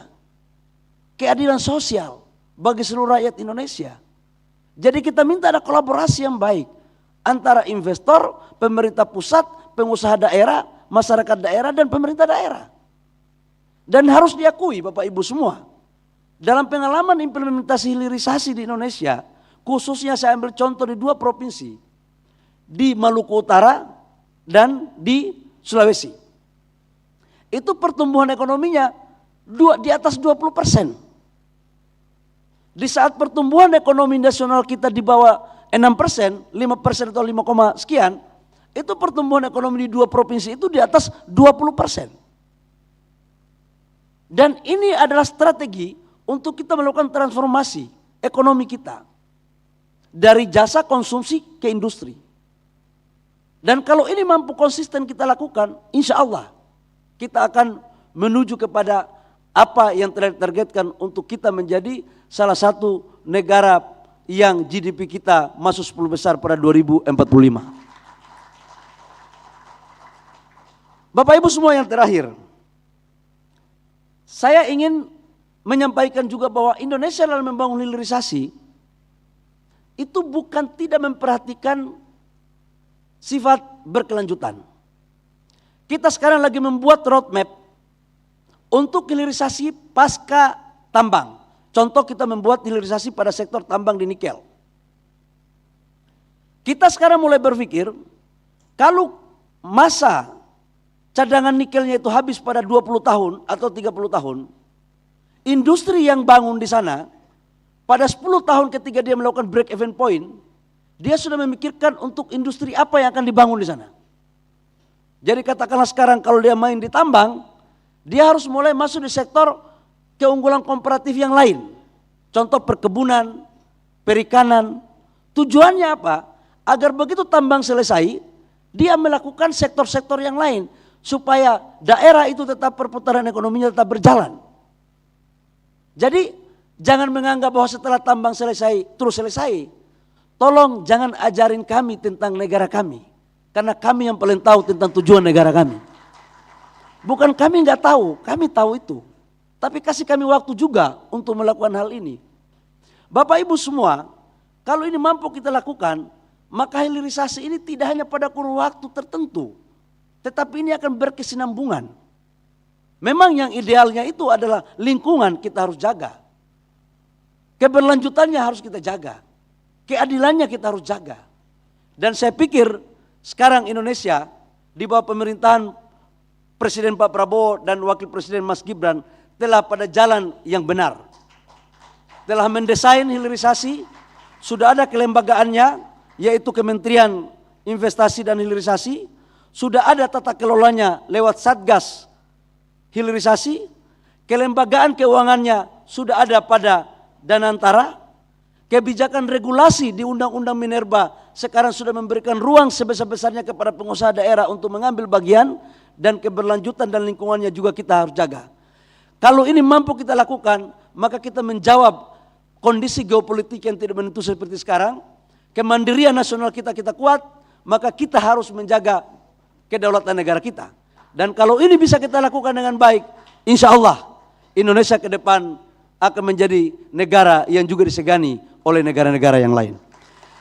Saya pikir demikian yang harusnya membawakan ini adalah Bapak Presiden, tapi karena Bapak Presiden sekali lagi menyampaikan salam Pak Gubernur, beliau ada rapat, jadi kurang lebihnya apa yang saya sampaikan sudah mewakili apa perintah Bapak Presiden kepada saya untuk menjelaskan kepada peserta pada hari ini. Demikian, terima kasih, kurang lebihnya mohon maaf. Wabillahi taufiq wal hidayah. Wassalamualaikum warahmatullahi wabarakatuh. Shalom, Om Santi Santi Om, Namo Buddhaya, salam kebajikan. Terima kasih Bapak Menteri, berkenan Bapak untuk tetap di atas panggung. Kita akan lanjutkan dengan prosesi pembukaan secara resmi Jakarta Geopolitical Forum 2025. So ladies and gentlemen, we'll continue with the opening ceremony, and with this we'd like to kindly invite the Governor of National Resilience Institute of the Republic of Indonesia and the Vice Governor of DKI Jakarta to join the Minister on the stage for the opening ceremony.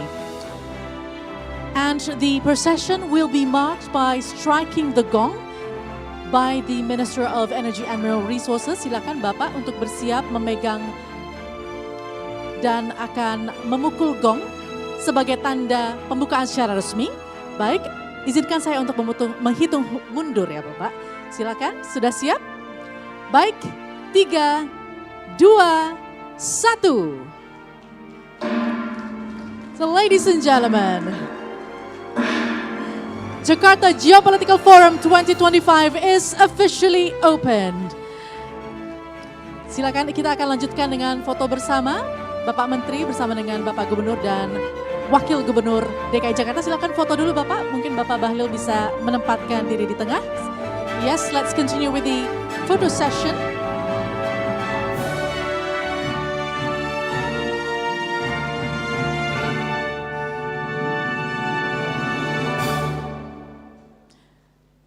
Thank you very much, Minister. Thank you, the Governor of Lemhannas and the Vice Governor of DKI Jakarta. You may all return to your seats. And ladies and gentlemen, that concludes the opening ceremony of the 9th Jakarta Geopolitical Forum 2025. It seems like it is now lunchtime, so we'd like to inform you that lunch is available at the lobby of Flores Ballroom, while for the VVIP guests, lunch is available on the left side as you exit the ballroom, and for the VIP guests, it is located on the right side of this exit of the ballroom. And after lunch, we'll continue with the agenda of plenary session 2, where the Minister of Energy and Mineral Resources of the Republic of Indonesia will also be one of the speakers in that plenary session. And that session will start at 1 p.m. this afternoon, so please be back at this room at 12:55 after lunch. Once again, ladies and gentlemen, enjoy your lunch and we'll see you after the break. Thank you very much.